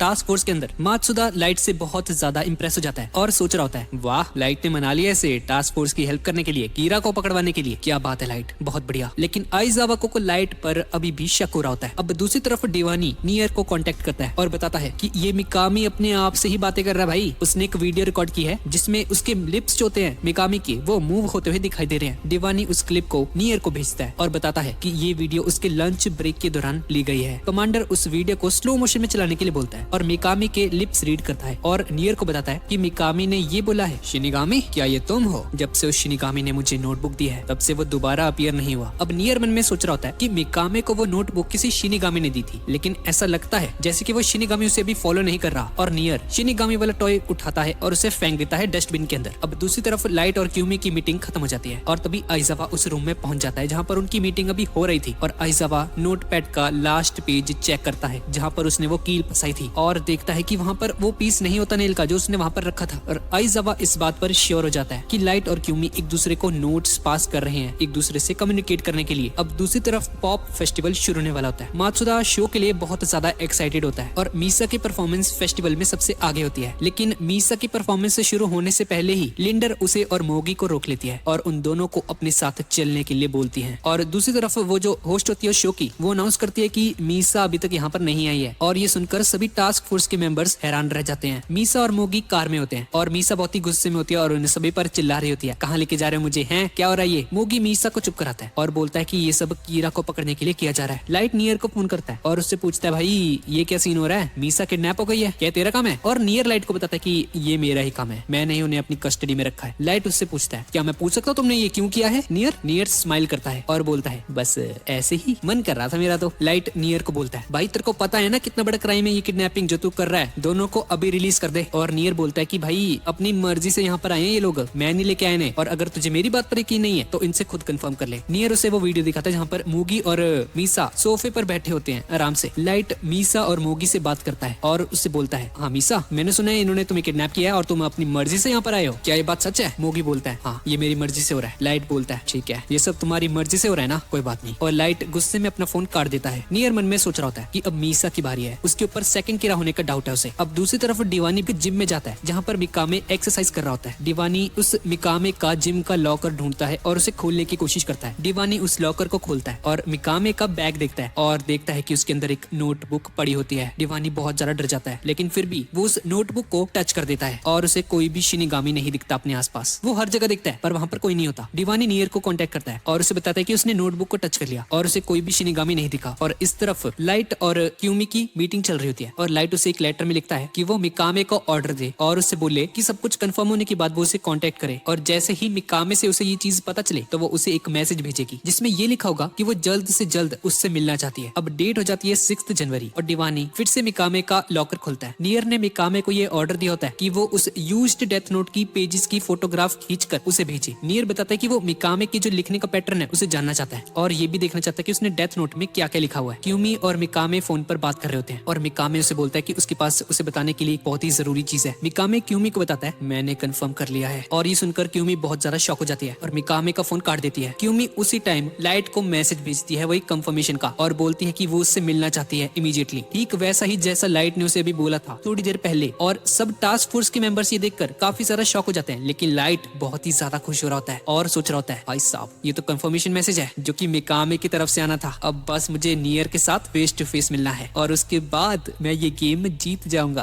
अब दूसरी तरफ डिवाने को नियर का कॉल आता है और वो उसे बताता है कि वो लगातार मिकामे की डेथ नोट को चेक कर रहा है और पिछले 3 दिन से मिकामे रोज एक डेथ नोट के पेज को भर रहा है। और डिवानी उसे बताता है कि क्रिमिनल्स की किलिंग भी बिल्कुल मैच हो रही है डेथ नोट से। नियर डिवानी से बात करके लाइट को कॉल करता है और उसे बोलता है लाइट मैं तुमसे मिलना चाहता हूँ। और ये सुनकर लाइट थोड़ा सा हैरान हो जाता है। नियर लाइट को बताता है कि वो किरा केस की रिगार्डिंग उसे कुछ दिखाना चाहता है बहुत ही ज्यादा इंपॉर्टेंट। लाइट उसे बोलता है पर तुम तो मुझे ही सस्पेक्ट मानते हो किरा केस में और अगर तुम उससे मिलोगे तो तुम्हारा फेस तो रिवील हो जाएगा। नियर बोलता है कि उसके पास एक ऐसी चीज है जो वो उसे तब तक नहीं दिखा सकता जब तक कि वो अपना फेस रिवील नहीं कर देता और ऊपर से अगर उसने अपना फेस रिवील कर दिया तो उससे एक ऐसी चीज प्रूफ हो जाएगी जिससे कि केस पूरी तरह से खत्म हो जाएगा। सब टास्क फोर्स के मेंबर्स बहुत ही ज्यादा हैरान हो जाते हैं और लाइट नियर से मिलने के लिए तैयार हो जाता है और बोलता है ठीक है नियर कहाँ मिलना है बताओ मुझे, मैं भी चाहता हूँ कि जो तुम मेरे बारे में सोचते हो तुम्हें उस गलत फहमी से मुक्ति मिले। नियर बोलता है तो लाइट हम दोनों के अलावा वहाँ पर हमारे जो मेंबर्स हैं टीम के सब वहाँ पर प्रेजेंट होने चाहिए। एसपीके के टोटल 4 मेंबर्स हैं और सबके सब वहाँ पर प्रेजेंट होंगे और मैं मोगी को भी वहाँ पर लेकर आऊंगा जो कि इस टाइम हमारे साथ है और ये जो तुम्हारी मीसा है इसे हम मीटिंग से पहले छोड़ देंगे। नियर उससे पूछता है हाँ तो वे लाइट क्या मेरी कंडीशंस को एक्सेप्ट करते हो तुम। लाइट इसके लिए मान जाता है। नियर उसे मीटिंग की प्लेस दिखाता है और ये सिटी के बाहर एक खाली प्लेस है और इस जगह को येलो बॉक्स के नाम से भी जाना जाता है और नियर उसे बताता है कि उसने इस जगह को खरीद लिया है और अगर वो लोग इस मीटिंग के लिए तैयार हैं तो वो इस प्लेस का यूज कर सकते हैं। नियर बोलता है कि उसकी एक और शर्त है कि मीटिंग में उसका कोई एक मेंबर डेथ नोट को लेकर आएगा वहाँ पर असली वाली जो है। और लाइट बोलता है भाई डेथ नोट से क्या लेना देना तुम्हें। नियर बोलता है अगर तुम लोग यहाँ पर आ जाओगे सबके सब तो डेथ नोट को गार्ड करने वाला कौन होगा, तुम्हें घबराने की जरूरत बिल्कुल नहीं है क्योंकि मैं डेथ नोट को छीनने की कोशिश नहीं करने वाला। हाँ तो आइजावा लेकर आओगे ना तुम डेथ नोट को। आइजावा डेथ नोट को लेकर आने का प्रॉमिस करता है नियर को और नियर लाइट को बताता है कि वो मीटिंग आज से 3 दिन बाद करेंगे। लाइट मन में सोच रहा होता है भाई साहब मुझे पता था ये यही डेट डिसाइड करेगा और वो समझ आता है कि ये मिकामे मिकामे के मूवमेंट्स को एनालाइज कर रहा है और लाइट उस टाइम और डेट के लिए मान जाता है और नियर उसे कहता है ठीक है, आज से 3 दिन बाद दोपहर 1 बजे येलो बॉक्स पर मिलेंगे। अब लाइट को उसकी सारी चाल का पता होता है, इसलिए वो 1 जनवरी की डेट को चूज करता है और ये दोनों के दोनों एक दूसरे की चाल को समझ रहे होते हैं और बोलते हैं मन में, मैं जीतने वाला हूँ, नियर तुम हारने वाले हो, मुझे पता है तुम क्या सोच रहे हो, मैं ही जीतने वाला हूँ। अब लाइट अपना मास्टर प्लान एग्जीक्यूट करता है और क्यूमी से मिलने जाता है और उसे एक नोट देता है और उसमें लिखा होता है मिकामे के लिए एक नोट और उस पर लिखा होता है कि 1 जनवरी को खंडर वाली लोकेशन पर आ जाना। अब अगले दिन क्यूमी अपने शो पर जाती है और तभी कोई बंदा कार में आकर स्मोक बॉम्ब्स फेंक देता है और क्यूमी को बचाने के लिए एसपीके वाली बॉडीगार्ड जो उसकी उसको अंदर ले जाने लगती है, लेकिन तभी मेलो वहाँ पर आ जाता है और कहता है क्यूमी को मेरे साथ बिठा दो, बाहर स्मोक बॉम्ब है, तो हो सकता है कि अंदर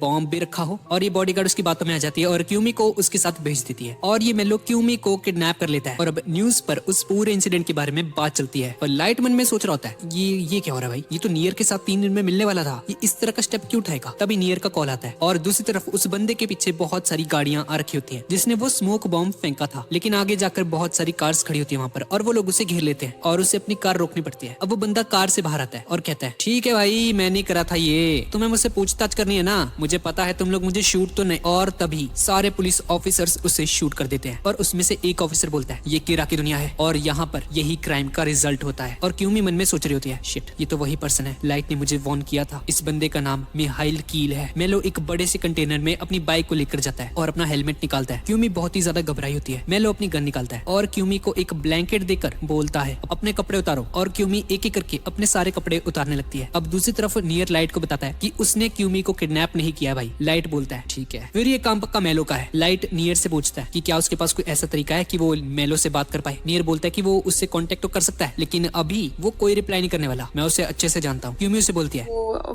ब्लैंकेट दो और मेलो चुपचाप उसे वो ब्लैंकेट दे देता है। क्यूमी चुपके से एक डेथ नोट के पीस को निकालती है जो कि उसने छुपा रखा होता है कहीं पर और क्यूमी उस डेथ नोट के पीस को अपने हाथों में पकड़ लेती है। अब मेलो उस कंटेनर के अंदर अपना कुछ सामान रख और उसे कहीं पर ले जाने लगता है। क्यूमी उस कंटेनर के अंदर ही होती है और बहुत ज्यादा घबराई होती है और तभी न्यूज में मेलो को अपने साथी की मरने की खबर का पता चलता है और उसकी मौत पर मेलो को बहुत ज्यादा दुख होता है। और तभी क्यूमी उस डेथ नोट के पीस को यूज करने लगती है और तभी लाइट के पास क्यूमी का फोन आता है। क्यूमी बहुत ज्यादा घबराई होती है और लाइट से बोलती है लाइट प्लीज मुझे बचा लो। क्यूमी तुम शांत हो जाओ, तुम कहाँ पर हो इस वक्त, मुझे अपनी लोकेशन बताओ। मुझे नहीं पता मैं कहाँ पर हूँ, मुझे बस एक ट्रक में लॉक कर दिया गया है। लाइट क्यूमी से कहता है क्यूमी मैंने तुम्हें ये भी बताया था ना कि ऐसी सिचुएशन में तुम्हें क्या करना चाहिए, क्या तुम्हें वो याद है। क्यूमी समझ जाती है कि लाइट किस बारे में बात कर रहा है। हाँ लाइट मुझे याद है। और तभी हम देखते हैं कि उस डेथ नोट के पीस के ऊपर उसने मिहाइल कील लिखा होता है जो कि मेलो का असली नाम है। क्यूमी बोलती है लाइट मैंने बिल्कुल वैसा ही किया जैसा तुमने कहा था। लाइट ये सुनकर बहुत ज्यादा खुश हो जाता है और तभी हम देखते हैं कि मेलो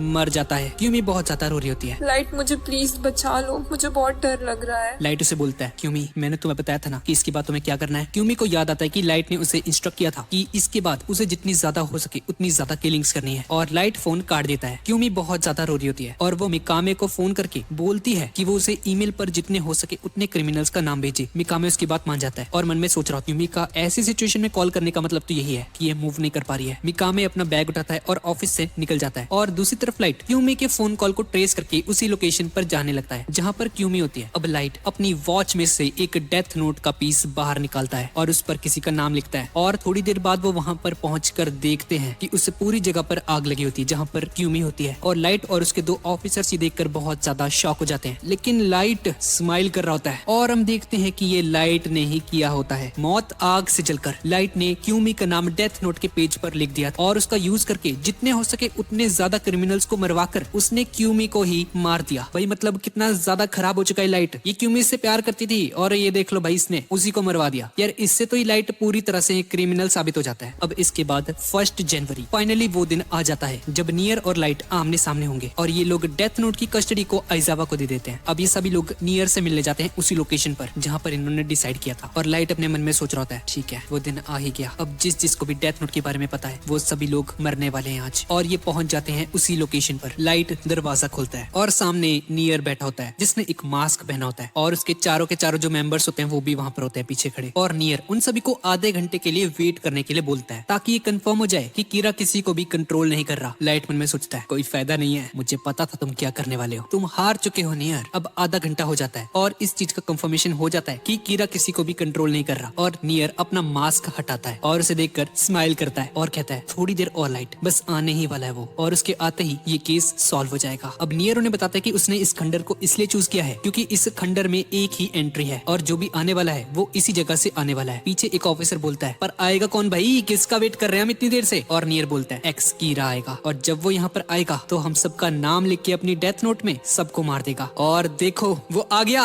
और तभी उन्हें एक आंख दिखाई देती है जो कि उस दरवाजे के अंदर से उन्हें झांक रही होती है और ये मिकामे ही होता है और वो उन सभी का नाम देख लेता है। इसे लाइट नहीं बुलाया होता है, मिकामे सभी के नाम देख लेता है लेकिन इसे लाइट का नाम नहीं दिखाई देता और वो समझ आता है कि यही है उसका भगवान कीरा। और मिकामे उन सभी के नाम डेथ नोट में लिख देता है मर जाओ, खत्म खत्म खत्म खत्म। और ये देखकर वो सभी लोग घबरा जाते हैं बहुत ज्यादा और सोचते हैं कि अब ये लोग मरने वाले हैं भाई, कुछ करना पड़ेगा हमें। लेकिन नियर ने कहता है, चिंता मत करो, कुछ नहीं होगा हमें। हम मिकामे पर बहुत देर से इन्वेस्टिगेट कर रहे थे और हमें पता चला कि मिकामे हर दिन डेथ नोट का एक पेज भरता था, इसीलिए मैंने उसकी डेथ नोट के जो पेजेस थे वो फेक डेथ नोट के पेजेस से रिप्लेस कर दिए थे। अब वो थोड़ी देर में अंदर आएगा सबको देखने की सब लोग मर गए क्या। मिकामे ने सभी के नाम लिखे होंगे अपनी डेथ नोट में सिवाय कीरा के, क्योंकि वो अपने भगवान को नहीं मार सकता और जो नहीं मरेगा वही होगा कीरा। और टेंशन मतलब भाई, कोई नहीं मरने वाला। उस डेथ नोट के पेजेस फेक है। नियर ने लाइट को हरा दिया। नियर ने उस डेथ नोट के पेजेस को फेक से रिप्लेस कर दिया था और लाइट नीचे मुंह करके स्माइल कर रहा होता है और मन में सोच रहा होता है, मुझे पता था तुम उस नोटबुक के साथ छेड़छाड़ करोगे, मुझे पता था नियर, अब तुम हार चुके हो। जो नोटबुक तुमने चेंज की थी वो एक नकली नोटबुक थी जो कि मैंने मिकामे को कहकर प्रिपेयर करवाई थी और जिस नोटबुक पर वो भी नाम लिख रहा है वो असली वाली है बेटे। और रियल नोटबुक में कई सारे पेजेस को क्यूमी को देने के लिए बोला था और इसी वजह से असली जो किलिंग्स हो रही थी वो क्यूमी कर रही थी, ना कि मिकामे। और लाइट ने मिकामे को उस फेक डेथ नोट को यूज करने के लिए बोला होता है पब्लिक में, ताकि अगर कोई भी उसे फॉलो कर रहा हो या उस पर नजर रखे हुए हो तो उसकी इन हरकतों पर उसकी नजर जाएगी और उसे कंफर्म हो जाएगा कि मिकामे के पास असली वाली डेथ नोट है, लेकिन वो फेक थी। वो क्यूमी ही थी जो कि इन सभी मर्डर्स के पीछे थी। और मिकामे अपने सेलफोन का यूज करके क्यूमी को क्रिमिनल्स के नाम बेचता था और उसके इस छोटे से प्लान ने एसपीके को ये यकीन दिला दिया था कि मिकामे जिस डेथ नोट का यूज कर रहा है वो असली है। मिकामे एक स्केड्यूल्ड लाइफ जी रहा होता है और रोज के रोज एक डेथ नोट का पेज भरता है। और नियर, तुमने मिकामे की इस छोटी सी हैबिट को नोटिस कर लिया और सोचा तुमने कि तुम उस डेथ नोट के पेजेस को चेंज कर दोगे बेटा। तुमने आज की मीटिंग के हिसाब से दिन गिने और आज और आगे होने वाले सभी पेजेस को रिप्लेस कर दिया। और तुम्हें क्या लगा ऐसा करके तुम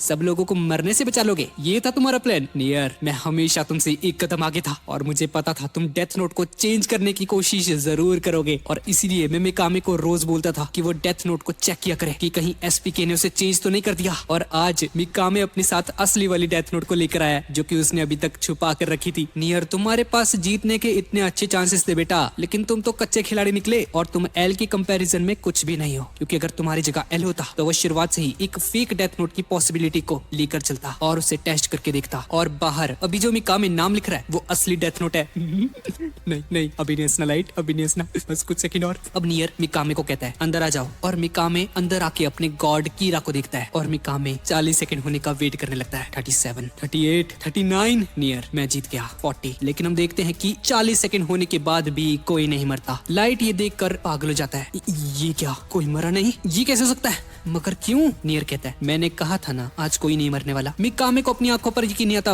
ये मरे क्यों नहीं, ये कैसे हो सकता है? मैंने वही किया जो आपने कहा था गॉड। अब एसपीके के मेंबर्स मिकामे को पकड़ लेते हैं और लाइट को अपनी आंखों पर ये देखकर यकीन नहीं आ रहा होता। अब नियर उस डेथ नोट को अपने पास मंगवाता है और सबको दिखाता है कि इसमें सबके असली नाम लिखे हुए हैं, सिर्फ लाइट का नाम नहीं लिखा हुआ जो कि कीरा है। और तो और मिकामी ने इसे गॉड भी बोला था भी। क्या इतने सबूत काफी नहीं है? ये लाइट ही कीरा है। अब लाइट बौखला जाता है और कुछ भी इलॉजिकली बोलने लग जाता है, नहीं मुझे फंसाया गया है, ये नियर की चाल है, ये एक साजिश है मेरे खिलाफ। क्यों कोई नहीं मरा, ये एक ट्रैप है, सब लोग जिंदा कैसे हो? लेकिन लाइट ने अभी थोड़ी देर पहले ही बोला था मैं जीत गया। इससे पूरी तरह से प्रूफ हो जाता है कि लाइट ही कीरा है। आइजाबा उसे कहता है, लाइट अब मान भी जाओ तुम ही कीरा हो। मात्सुदा उसे कहता है, तुमने क्यों किया लाइट? अब मोगी लाइट को अरेस्ट करने के लिए आगे बढ़ता है लेकिन लाइट वहाँ से भागने लगता है और नियर उसे बताता है, लाइट तुम जीतने वाले थे लेकिन तुम्हें पता है मैंने उस नोटबुक को असली वाली डेथ नोट से बदल दिया था और असली वाली डेथ नोट मेरे पास है। हमने ओरिजिनल डेथ नोट को कॉपी करके एक फेक डेथ नोट बनाई जो कि दीवानी के लिए एक रात का काम था और नियर के पास इस वक्त असली वाली डेथ नोट है और इस वक्त वो रियो को भी देख सकता है अपने सामने खड़ा हुआ। अब नियर मिकामी की डेथ नोट का एक पेज दिखाता है जिस पर लिखा होता है क्यूमी की मौत की टाइम और वजह, जिसका मतलब है कि नियर को पहले से ही असली वाले डेथ नोट के बारे में पता चल गया था। और मिकामी लाइट को कहता है, मुझे माफ कर देना गॉड, मुझे लगा आप पर नजर रखी जा रही है, मैं क्या करता, इसलिए मैंने क्यूमी को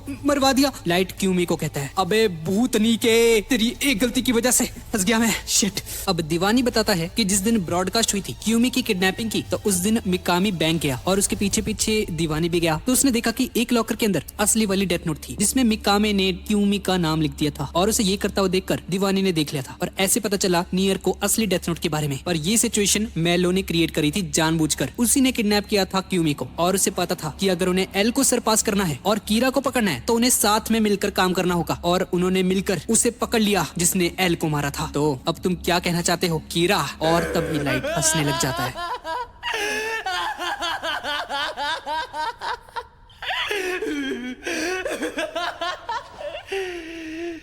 तुमने सही कहा, मैं ही कीरा हूँ। तो अब क्या मुझे मार दोगे या जेल में डाल दोगे बस इसीलिए क्योंकि मैं कीरा हूँ? कीरा है जस्टिस। पिछले 6 सालों में जब से कीरा आया है क्राइम रेट 70% गिर गए। मुझे पता था जब से मुझे वो डेथ नोट मिली है क्राइम रेट सिर्फ मैं ही गिरा सकता हूँ। मुझे पता था मुझे क्या करना है। मैंने इस दुनिया को बेहतर बनाया। क्या कोई और है यहाँ पर जो इस चीज को कर सकता था? बता। नहीं ना, मैं कीरा हूँ और कीरा ही है जस्टिस। नियर कहता है तुम बस एक सीरियल किलर हो लाइट। तुम्हें लगता है कि तुम भगवान हो लेकिन तुम सिर्फ एक सीरियल किलर हो। अब लाइट की फट जाती है और ये सभी को अपनी बातों में उलझाकर एक कोने में जाता है और अपनी घड़ी से डेथ नोट का एक पेज निकालता है और इन सभी का नाम लिखने लगता है। लेकिन तभी मात्सुदा उस पर गोली चला देता है और लाइट बोलता है मात्सुदा तुझे पता नहीं मैं भगवान हूँ? तूने एक भगवान के ऊपर गोली चलाई? तेरी मात्सुदा, मुझे लगा कम से कम तू तो समझेगा मेरी बात को। तू तो कीरा को सपोर्ट करता था ना। मेरी बात सुन, तू इन सभी को मार दे, अभी भी मौका है, इन सभी को मार दे। और तभी लाइट अपने खून से ही नियर का नाम लिखने जा रहा होता है लेकिन तभी मात्सुदा फिर से इस पर गोली चला देता है और वो लाइट के सिर पर एम करता है और गोली चला देता है। लेकिन मात्सुदा लाइट को मारता नहीं है, नीचे पड़ा होता है घायल और मीसा और क्यूमी को याद करता है प्लीज मुझे बचा लो, कोई तो मेरी मदद करो, प्लीज मेरी मदद करो। अब मिकामी देखता है कि जिसे वो भगवान मानता था वो तो बस एक कायर इंसान निकला और ये देखकर मिकामी को ये सदमा सहन नहीं होता और वो सुसाइड करने की कोशिश करता है और सबका ध्यान मिकामी की तरफ चला जाता है। और तभी लाइट दरवाजा खुलता है और वहाँ से